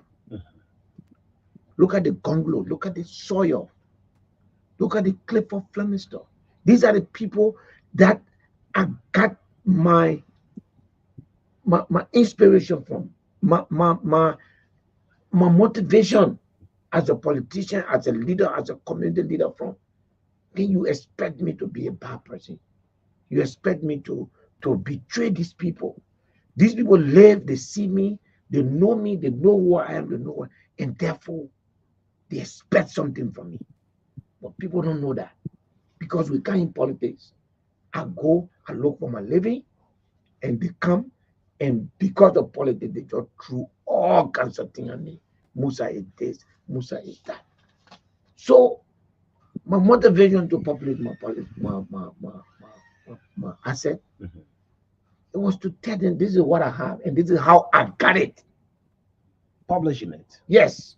So open your mouth and call me what you used to call me before. There are other who have declared but not published. Like Yes. I'm not saying, I guess everybody have downloaded what they I'm are published on the social media. Chief, I'm not even worried about those who have not yet. Those who stood yesterday, and you get their voices here on your tape. They're calling me names. Let them come outside. The internet giants, the internet heroes. Let them come outside and say, their property the guy is not existing. Or no, he didn't get it. Enough for him. They think he public enough for him. Or the way he get his money is not enough. Let them open their mouth. That's for them. At the end of the day, my brother, I make $6,000 That's all I make. As a lawmaker. As a lawmaker. Okay. And some coupons. I take the 6,000. The government employs about 15 to 17% in my office. I take the 6,000. I employ another 20 people. Of your salary? Of my salary. So it goes directly to these 20 people. They're all working in Nimba County. It means that when the month ends, nothing comes so into your account. I set up a mobile money system. Okay. So once my salary comes, the 17 people are paid directly by government. Okay. The rest of the other people, they are paid by about 20, 21 of them. They are paid for my salary. Why are you doing this? You're taking your salary that belongs to you. I mean, your salary is your salary. As you can see, I don't need a salary. As you can see from my asset declaration, I don't need a salary. That the people who give me the job, I told them to give me the job so that I can contribute to change my country. I'm telling them to give me jobs so that I can pay myself. Let me hit you how a little So whatever benefit I get, they'll get it. Let me hit you how, Chairman, a little bit. President Boyka had his tour, meetings, cabinet meeting, and he was reminding those officials to declare your asset. You think the president should be doing so at the state cabinet meeting? No. In the majority? No, it's unfortunate.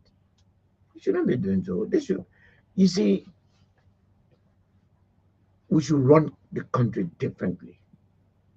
For instance, if the president is serious about it, when he submits your name for confirmation, and he gets confirmation from the Senate that you have been confirmed, that's that transition period. Before you get a letter, the president should say your asset declaration should be done. He has that power. You should not be asking people, because by the time you take office, you have violated it. They say you should what? Declare your office before you enter office. I mean, declare your asset before you enter office. So it's hypocritical, because at the end of the day, you should ask the people between the time the confirmation, the Senate confirmed the president and informs the president that this president has been confirmed before they receive the letter of appointment. Please, it's 2 months now. You think people are not able to acquire property in that 2 months and declare it? We're already violating the code of conduct. It is unfortunate what is happening. And to go and sermonize, romanticize the declaration of assets is not okay. The president should be resolute, should be clear, and because they have not declared it, he should issue a directive that by this time, anyone who has not declared their asset should resign or should be fired. Then we'll know that you'll be. You remind me. What reminded me? What is a reminder? What is a reminder? And you're a journalist, then you're like, well, take it easy with So, honorability, the 55th legislature, I think one of the biggest challenge you have before you currently is the draft budget. This has delayed very much, for which you were even called back from your quarterly break. Looking through the budget, what have been your assessment so far? Where you think there should be cut and paste as you are going about conducting budget hearing? My position on the budget has never changed. Our colleagues are going through it. I think it was a massive piece of paper that came to us, but hopefully we will not hold the country at ransom, or we'll make corrections, and we'll make sure that the right things happen. The hearing is going on, so we'll see. I'm really happy that the LRA boss had said that if given all the tools that he needs, he can raise more money. Okay. And I think that's good. In it to 1 billion. Yeah, even if he say this 1 billion, I can do it this year.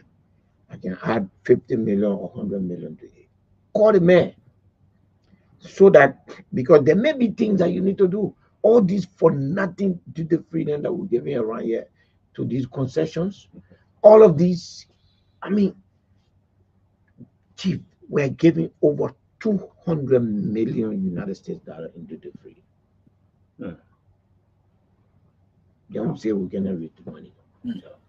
And I want to ask myself, are we getting 200 million or 400 million? Okay. You know, we go to school.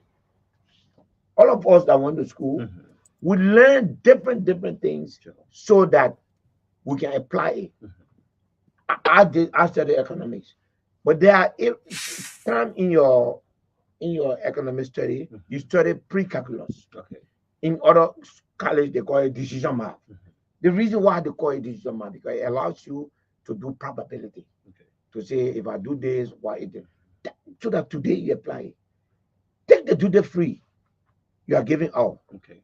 Take what you are getting from the people you are giving the duty free for. Okay. You will realize that you are paying them to be here. Wow. Cut it off. Tell them, man, look, how do you feel good to give a company that is giving you $24 million a year? How do you feel to get that man $10, $15 million into the free? And then you still think that the man is giving you $24 million. Really? So that kind of analysis, I have no problem if we get to the free to our foreign missions. Okay. That's why it's supposed to be. Okay, for foreign missions, right? Yes, okay. We're good. But concessions, it should be reviewed. It should be reviewed. Firestone. How much Firestone is giving us? Firestone is consuming maybe 500 to 600 to 700,000 gallons a year. So, or I mean a month. But what are they? If you take the duty free of Firestone, check what Firestone is giving to them. Maybe I don't know the number. Maybe it's more, but it should not be more than 25% of what you are giving me. Yeah. If you're giving me 100 million and I give you 25 million back in duty free, that's fair. It should not be. So I think that we should, and hopefully it will happen, or it has already happened. We should call the LRA boss. What can we do for you to make you to achieve your goals? Instead of saying it's impossible, it is possible. We need to own a terminal in Liberia. When the government does it. When I asked the first person I asked that I want to do it, the person told me, you can do it. Okay. Today I have it. Okay. You understand? When I went to Nimba 2 years ago, he said, I'm going to put a bridge here. It don't mean I can do it. Today I have it. Anything you want to do, you can do it. So therefore, Marka, the budget is not the best, but it is our property now. The legislature. We can clean it up. We can fix it.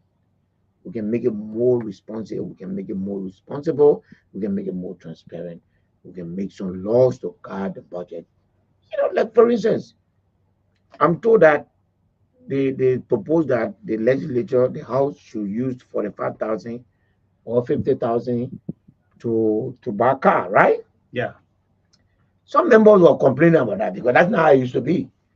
But most of us say, but don't worry, let's accept it. But no government official should buy any car above that amount, besides the president, the vice president, the speaker, and the pro tem. Anybody else, since a lawmaker will use this amount, no, I will not accept for a managing director to sit down in a $150,000 car. Then a lawmaker there. So for the benefit of the country, let everybody use the same amount. That's how you bring order in the system. You understand? That's how you bring order in the system. The public corporations that are now reporting profit, privatize them. If the public corporation is now reporting profit, then why should you own it? I mean, I don't even understand. If you got MTA or NPA or FPRC, and you go to budget hearing, you say, oh, we can get 1 million. That means that place not fit. Privatize it. You advertise it tomorrow, you will get people to come. And then you say, we'll give you 50 million, 25 million. You mean corporations like LEC? Yes. LEC. LEC. Look, LEC is today just as telecom used to be yesterday. Okay, the problem in look, the management in LEC is not the problem. The problem is that our system, our community system, our attitude It's not working. is that the LEC for us, it belongs to us. It's our property. We can do whatever we want to do with it. The day the government of Liberia decide to privatize LEC, everything will change. Because you know what? The mayor, he can't put transformer here, buy my house. You will pay for my house. And the mayor will know that. So you know what? What are the things that you will do? You will bring system that will not allow for current to come and blow up my things in my house. We need to privatize it. What do you see? What we need to privatize it. If it is not making profit, privatize it. Because you know what? Then every budget year, you just say, "Oh, I'm expecting 50 million for FPRC, 100 million for NPA." Okay. By the time you look, you got 200-300 million from your SOEs.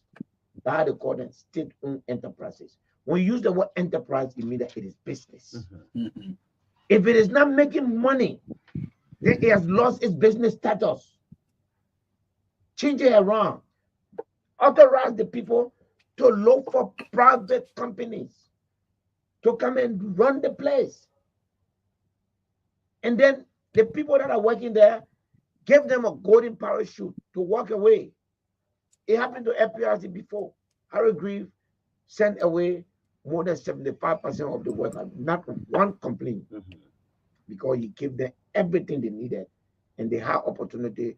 They had enough money, even if they were to stay to FPRC for 15-20 years, they will not make that money. Maybe we should have RIA also there. All of them. RIA, in fact, RIA should be number one. You understand? Do you know I have been chairman of the board of RIA? Do you know what it means if you call Qatar Airways or Turkish Airlines or Emirates or United Airlines, one of these big, and say, look, can't run my airport. My security system will be in place. Okay. My immigration will be in place. I'll be in charge of that. The rest of it, you just run it. Give me 10, 15, 20 million a year. Brother, what are you talking about? They will take it immediately. And in no time, the play will turn around. But now with that thing that to NPA they call or APM terminal, that's a rip-off. What ATM terminal is doing right now, NPA itself can do it. There's no place where Liberians are being ripped off more than what is happening at APM terminal. You understand? We need to change all of that. So when Dr. Jara says that he's capable to go, we can raise more than $1 billion. But we're giving away everything. Everything, my brother. But you know, I'm very thankful to the plenary. The speaker has decided and plenary has approved that we had a committee to review concession. We'll review it. Very well. Great. With the time at 10 minutes of 10 o'clock, this is the True Breakfast Show. Musa Hassan Bullet is our guest on the last segment of the TBS. My name is O'Neill, along with Maka. Let's move on to this World Economic Crime Squad. I think we can touch on this. You was asking that this document needs to be reviewed at least for a week or so, then just affecting your signature. You was one person who didn't just immediately say yes, that's why we need it, but it just needs time for review. Yeah, I mean, again, you know, that's a country we find ourselves in. But we needed to review it. The Senate added some things that we were satisfied with. As a caucus from Nimba, we met. We thought that our concerns had been satisfied, and so we signed it. Yeah. Great.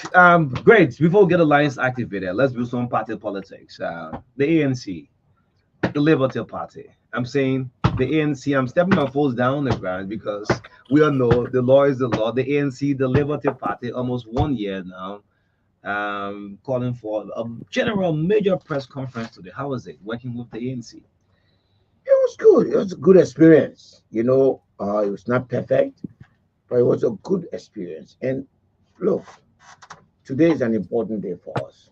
For the first time in the history of Liberia, a political coalition was formed and comes to an end in an orderly manner, and then open the door for new coalition. I think this is civilization. You know, I don't know if you're a history student, I mean, if you're a student of history. But the reason why they say Egypt, it's a cradle of civilization. The Nile is a cradle. You know why? Okay. Because the water there was flowing and the people were fighting one another all the time on who to control the water for agricultural purposes. Until the people, that's how government was formed in this world. That's why they call the Nile the cradle of civilization. Okay. So the people came and say, okay, we're looking every day, we're fighting over this. Let's put a body together and we pay taxes to that body. Okay. And then that body will regulate the movement of the water in the Nile so that there will be no confusion. That's how civilization was formed. And so the CBP was formed for the first time in the history of Liberia. The document, which was a special purpose vehicle, we have held it from the beginning to the end. That's a big achievement in the history of our politics. It was not easy, but we're happy that we came this far. We're happy that we had an excellent relationship. Look, it was acrimonious sometimes, but the most important thing in that relationship was that the leadership of the ANC and the Labour Party were determined to stay together. Okay. Sometimes our partisans from both sides were not happy, but we forced everybody to stay together. We learned our lesson. We are both opposition party, and so going into new alliances now will be easier. Are you parting ways today, saying goodbye? Thanks for all the great memories. No, I don't want to. It's not parting ways. It's bringing closure to an arrangement, an agreement. Like I said, the CPP, as if you read it, it was a special purpose vehicle. So if you see the preamble, it says we got together as opposition parties to contest in the 2023 election. That was the purpose. It was not a merger. And I regret you missed out the presidency with Ellis Cummings. That's part of the CPP. You produced a couple of lawmakers that won various districts. The bigger one, any regret? I think the whole country is regretting that now. I mean, my brother, you like it, you don't like it. As Alexander Cummings is a good technician. He's a good administrator. I think he would have done a better job than it's been done today. But we leave that to history now. And we leave that and accept that as the judgment of the people. And then now we look ahead. We look forward to those that the Liberian people have trusted, all of us, to perform. And then in 3 years, we assess those performance. And then I'm sure Liberia will decide to stay the course or take a new course. But it is a decision that the people have to make. There is this by-election in Lima County, your county, in a couple of days' time, in a week from now. You have not come out publicly to say as to which side you are supporting or which going to throw your bid behind. With all of your work, the entire district area could go the most ability way. The by-election in your county for the senatorial seat. Well, I'm conflicted for two reasons. One, uh, Nya Twaye is a family member of mine.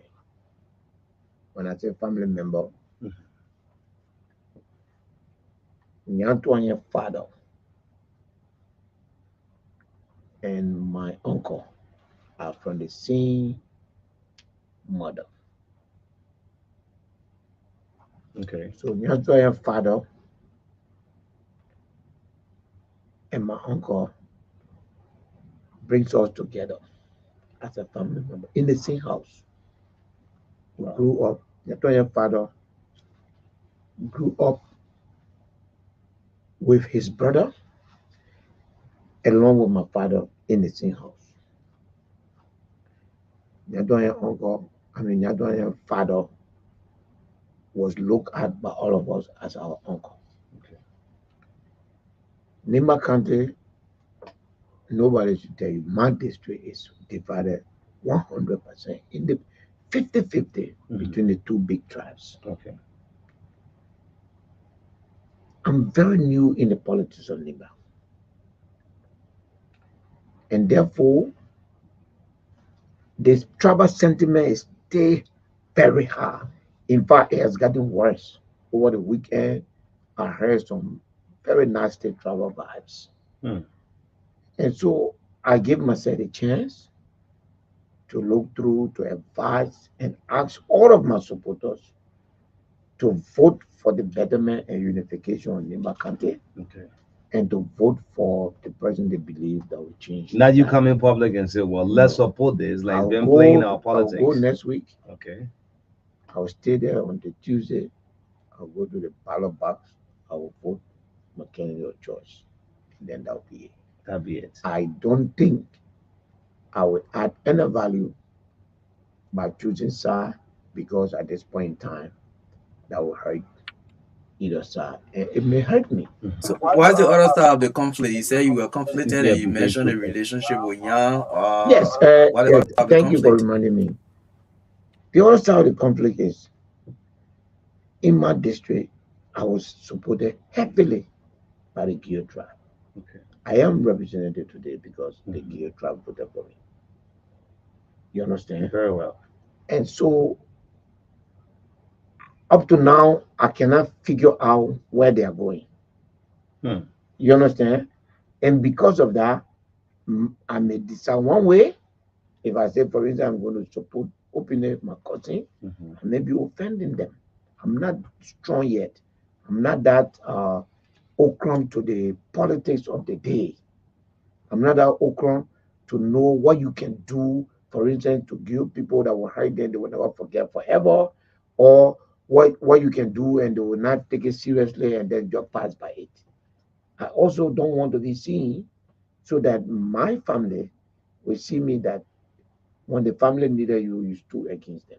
Okay. You understand? My best bet is to make sure that nobody uses money or my movement, the Belete movement, or the Belete Development Foundation to campaign for any candidate. Who I'm voting for on next week Tuesday, I'll go and cast the ballot. Let's preach non-violence message before we get the telephone lines. Yes. So far, the good news is so far there has been no violence. No report of any violence. We want our people to stay that way. The only solution to Tuesday vote is when you go out to vote, the people who will show up to vote are the people who will win. So you show out, your vote, and make sure you don't make no confusion. Don't put nothing on the radio that was poorly. Don't make the campaign to look like, this person is against this tribe, this person is against. It will not help Nimba County. Look at the candidates. There are 4 candidates.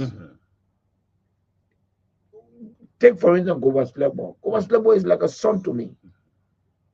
I cannot see myself also campaigning against Goba. I will never do that. He's my hard-headed son, but he's my son. You understand? And so, but he's very hard-headed. You just got across with all of the candidates. Yes. So the best thing, just remain silent. And, because if I suppose somebody go will come after my neck. Yeah. And if I suppose go people will come after my neck for supporting my son. Okay. And so I just want to stay outside. Tuesday, I will vote, but I want everybody to be peaceful. Let us go. When you come outside, the more you put people out, your candidate will win. Was it disturbing quickly? You contested Musa Ability, liability. Was it a disturbing one for the Ability family? Musa Ability is on the ballot box. Liability is also on the ballot box. Was it a disturbing one? No, I wanted the legacy. I wanted dynasty, and I'm committed to that. Look, the other day, my daughter, she's going to, she's graduating next year, and then she's going to go to Harvard. And I asked her, what you want to do? And she said, I'm going to go and study diplomacy and political science. And I was so happy. Okay. Because at least I'm sure if I'm not there, my legacy. So my son wanted to be a representative. I was really looking to it. Because one, I will mold him, Two, when I'm not there, I know that I've trained someone to be there. Okay. You understand? Like in a range so I'm committed to it. And I will make sure that, Life will be in government. Okay. Yes. After being promoted, you see, Yes. I CEO level in one more time. Great. The voice of Honorable Musa Hassan Belate is our guest on the True Breakfast Show. So as head of radio and programs, I'm going to go in 10-15 minutes of my regular time of broadcast. It's 10 o'clock already. Let's be called 0770. Then you see your power. You see your power. Yeah, radio head. So let me use 15 or 20 minutes of my time. I'll pick 2 for my end, 2 for Marka end. 0770 Let's be our first caller live on the line. Good morning.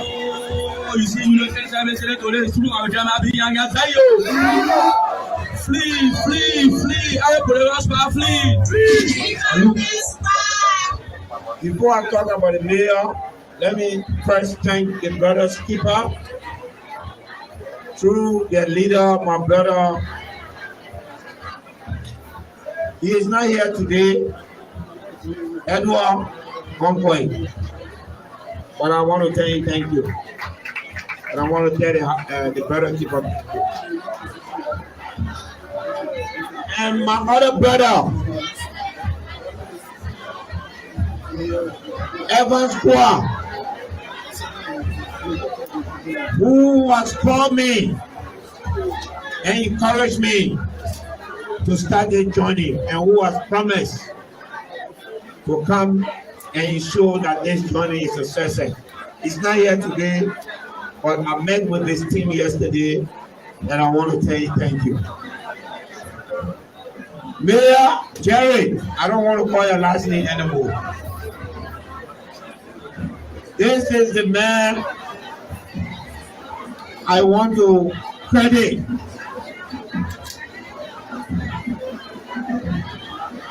I want to credit this mayor for everything we are doing in this district.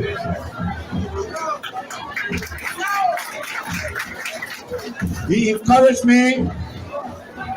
He has supported me. He has shown me love. He has shown me appreciation. I want to say thank you. I want to use this time to give a thank you while you are standing to my commissioner, whom you and I have worked with. I know I've told her thank you. As I tell you thank you, I have to tell her thank you again. And Mayor, this is the journey that we start together. I thank you and I appreciate you. I want to thank my friend, Representative Kompu Kagon, who has been on my side, advising me every step of the way and showing me support. He is not here today, but I want to tell you thank you. I appreciate him. I appreciate his friendship. I want to thank many other people. My friend and brother, Reginald Mayer, and our Senator Prince Y. Johnson, who sent me a special letter of appreciation. I'm following the disclosure from District 4, and as usual, this is the voice of Akwe Boyd Senior. Let me use this time to say a very big thank you to you, Honorable. Look, your workers over the month. I will continue to work with you for the benefit and betterment of our people. I have said over the years that Musa accountability is the destination of not doing business as usual in our country. However, I want you to continue that path, but I have this one concern that I think you need to address. Sometimes ago, I listened to you when you said the issue of purchasing illegal for lawmakers, as for you, Honorable Musa accountability, I've been called to answer to the petition. Okay, thank you. Let's take this caller. Good morning. Has been accepted. Good morning. by my people. Brother, please lower your radio volume. Okay. I want you to know that I respect you.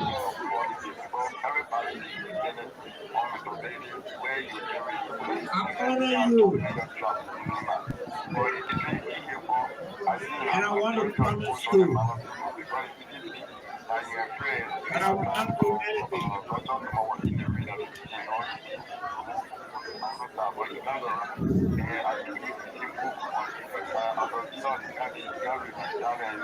I want you to be assured that this petition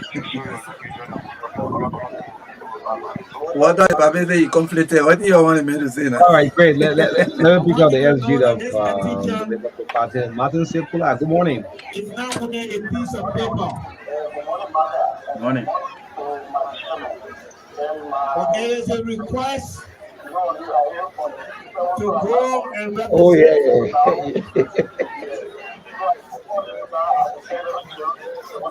Oh, okay.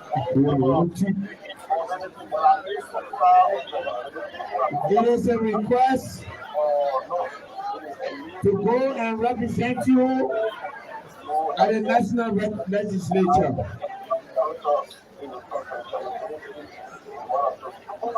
Before I respond to your petition, I want you to know what it is to be a representative, as far as I understand. To be a representative is to ensure that the right laws are in place, not only for District 7, but for the country. To be a lawmaker is not to sign budget and receive $30,000. It's to make sure that the district you represent has a direct benefit from that budget before you put your hand on it.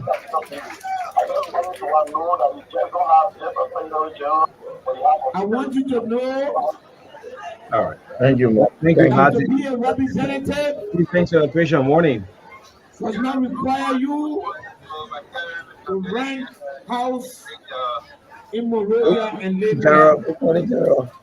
It requires you to be here and only go to Monrovia on Tuesday and Thursday and come back to your people.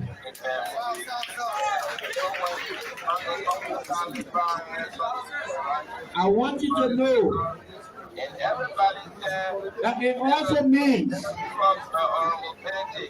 that you have to walk across the aisle, cooperate with the government, whether it is the government that came from your party or it is the government that came from another party, to ensure that the government in place is taking the right decision for your people. Morning. I want you to know to be a representative.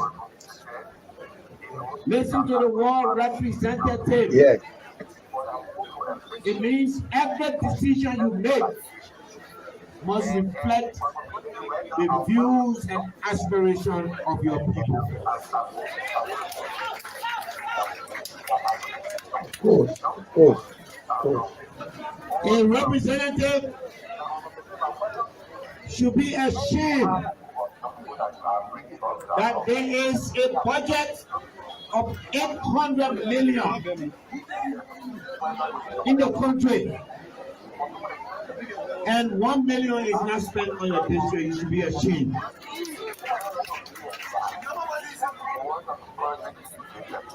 To be a representative is hard. Great. And then they call it the VL2. Let's be going. It's not. But then Patrick. Morning. It's not to make I want you to listen to this. One of the reasons why you are requesting and you appreciate, which I appreciate of you, is the development work that we are doing in the district.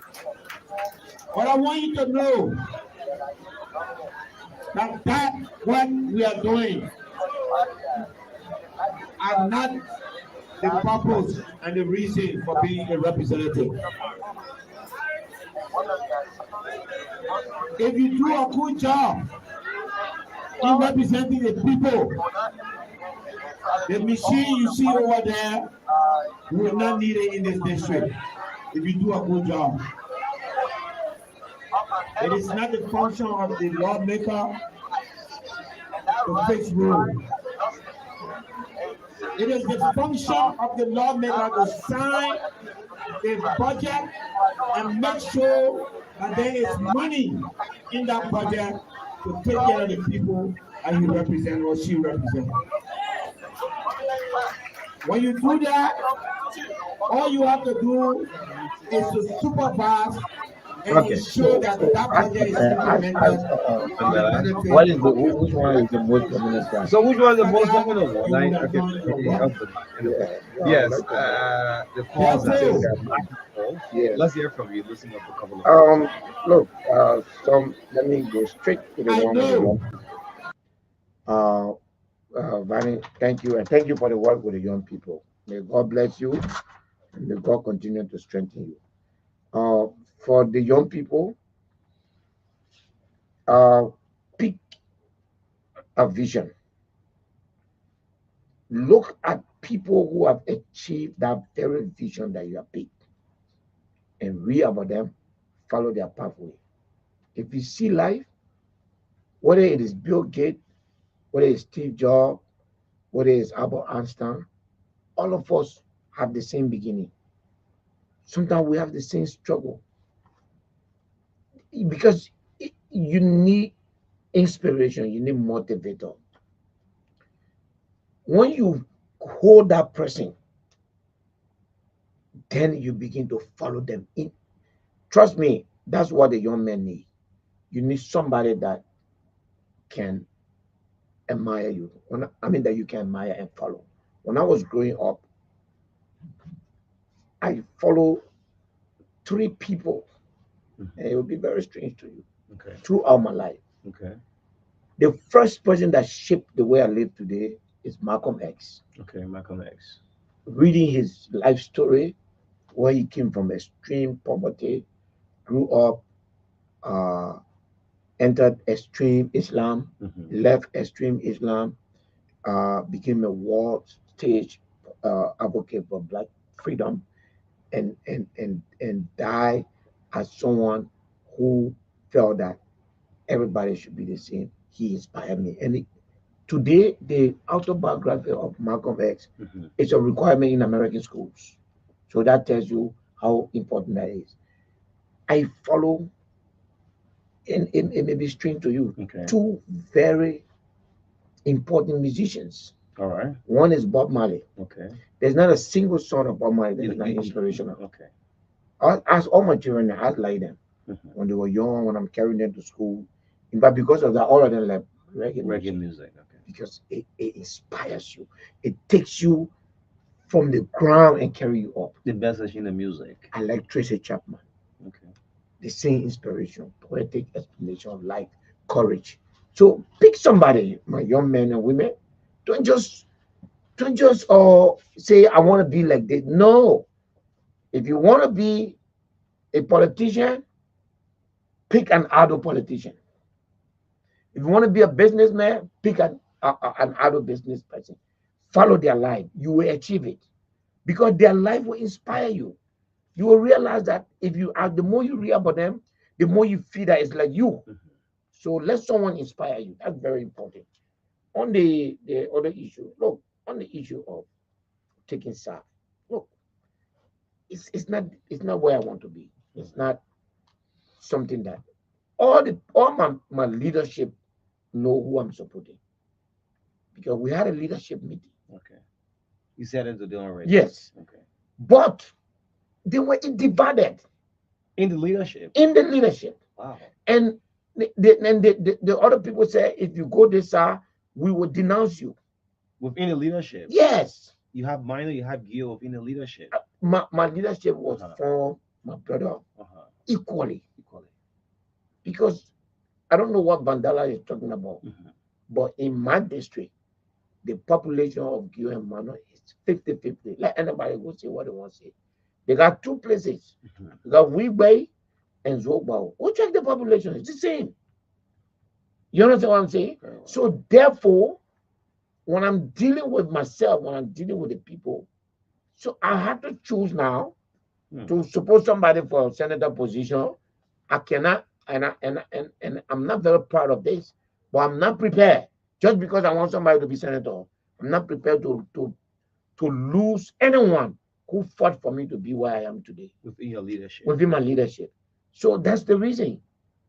So it's not like my people know my side, but I said to them, you know, some of them say, if you do this for us, you have betrayed us. We're going to.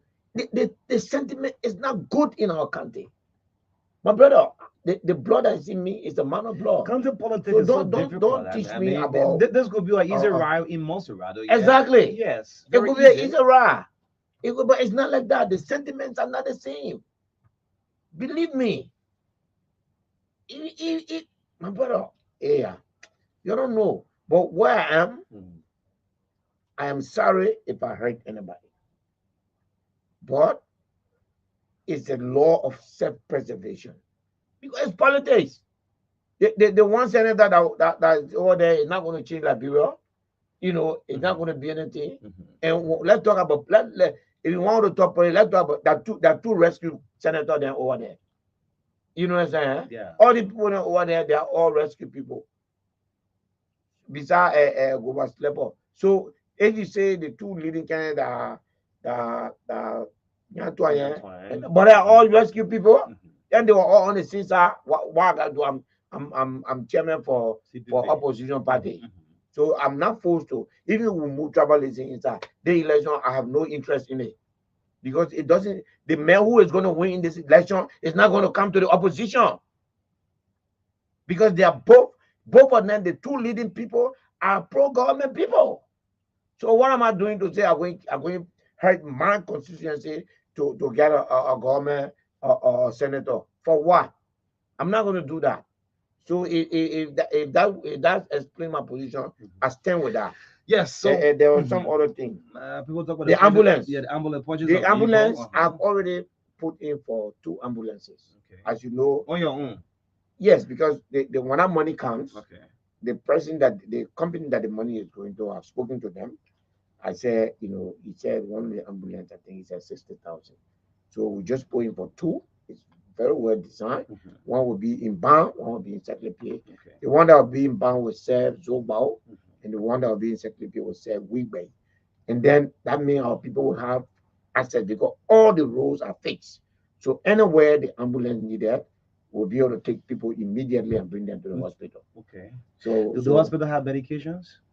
Yes. Well, we're working on the budget now. Okay. And I'm very hopeful that we'll restore Secretary Hospital to where it used to be. That's the promise that I made to the people. And we'll restore Ban Hospital to where it used to be. That's the promise we made to the people. Great. So as we try to close up, where do you get all of these idiomatic expression, Bob Bounds, all these things? When you make these kind of posts, the whole public just gets confused.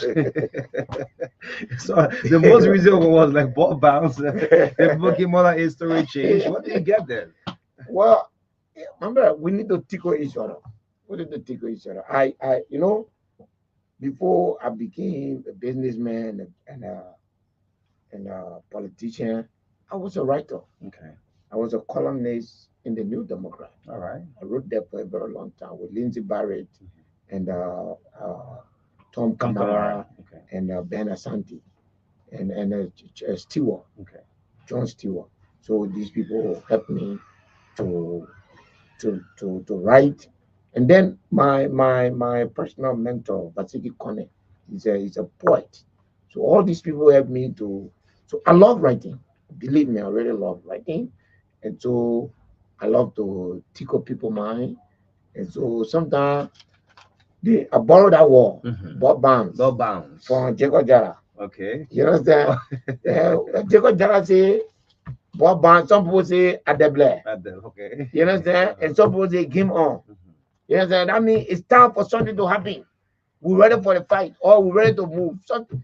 Look, when you say Bob Bounce, it means that something is about to, some play is about to start. Whether it's a political play or it's a social play, just think about it. When you play football, when the referee bounce the ball, ain't time to kick, right? Yeah, fair with the Arsenal player. Exactly. But man, I'm really sorry about my man yesterday. No, we'll talk that behind the scene. I'm sorry, man. So as a close up, Chairman, almost 60 more days to the 100 days of this current administration. Are you impressed with President Joseph Yuma Boycott? No business as usual. Look, first of all, I don't think that 60 days is enough to create a government. Okay. So I will not grade President Barker on 60 days. On 60 days. No. Okay. But what I would say, President Barker has won my respect and admiration in one area, and some area he has not done well. Okay. Political loyalty, in my mind, he has scored almost 70. Okay. Unlike the CDC, when the CDC won, those who helped the CDC to win were crying that they never got anything. Okay. In President Barker government, he has really, really, really done what he had to do for the people who supported him, and we must commend him for that. For me, that's a flying color. The no car stop in the mud. You have to appreciate the fact that they have started it. As we speak, going from Limba to Crunchy, they're fixing the road.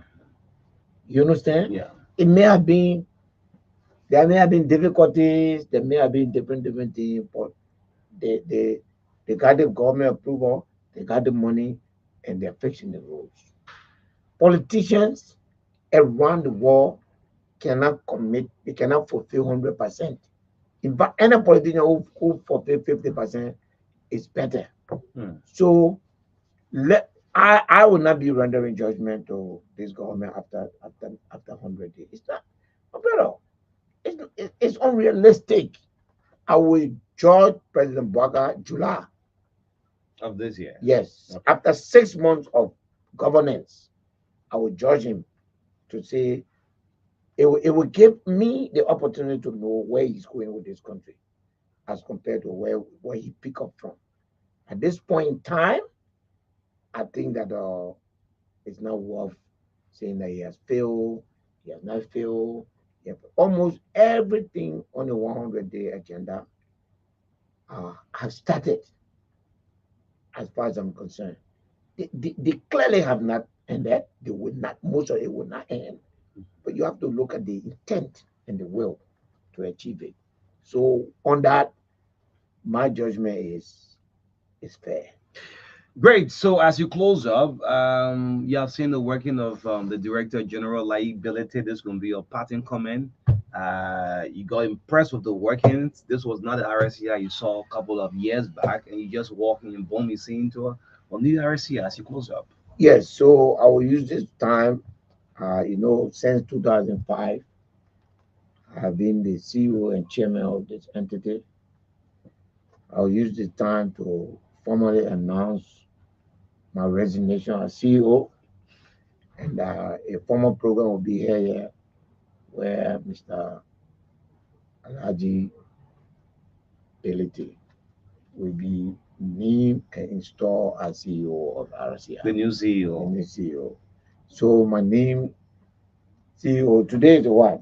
The 15th? The 15th. So by May 1, okay, my live position will take effect. I'll come here and install in his office. Wow. And then he has proven to be effective. He has proven to do a good job.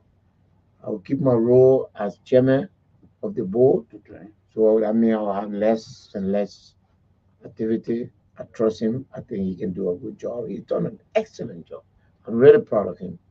And I want to thank all of you, Oni, all the guys, Chris, uh, all of the team here, for standing by us. Things are tough, but yet, there were days where you spend months overpaid, and yet you stood by the institution. We want to thank you, every one of you, for standing up. We will make this institution better. We'll make it different, and we hope that it continues to live up to its meaning. Thank you so much. Yeah, Martin here says one of the board member. I should tell you, you'll be board member. Thank you, the voice of Musa Hassan Birthday, closing us up on this edition of the True Breakfast Show. We'll be back on tomorrow. My name is Odile along with Maka, in the midst of all country friends. Have a blessed day.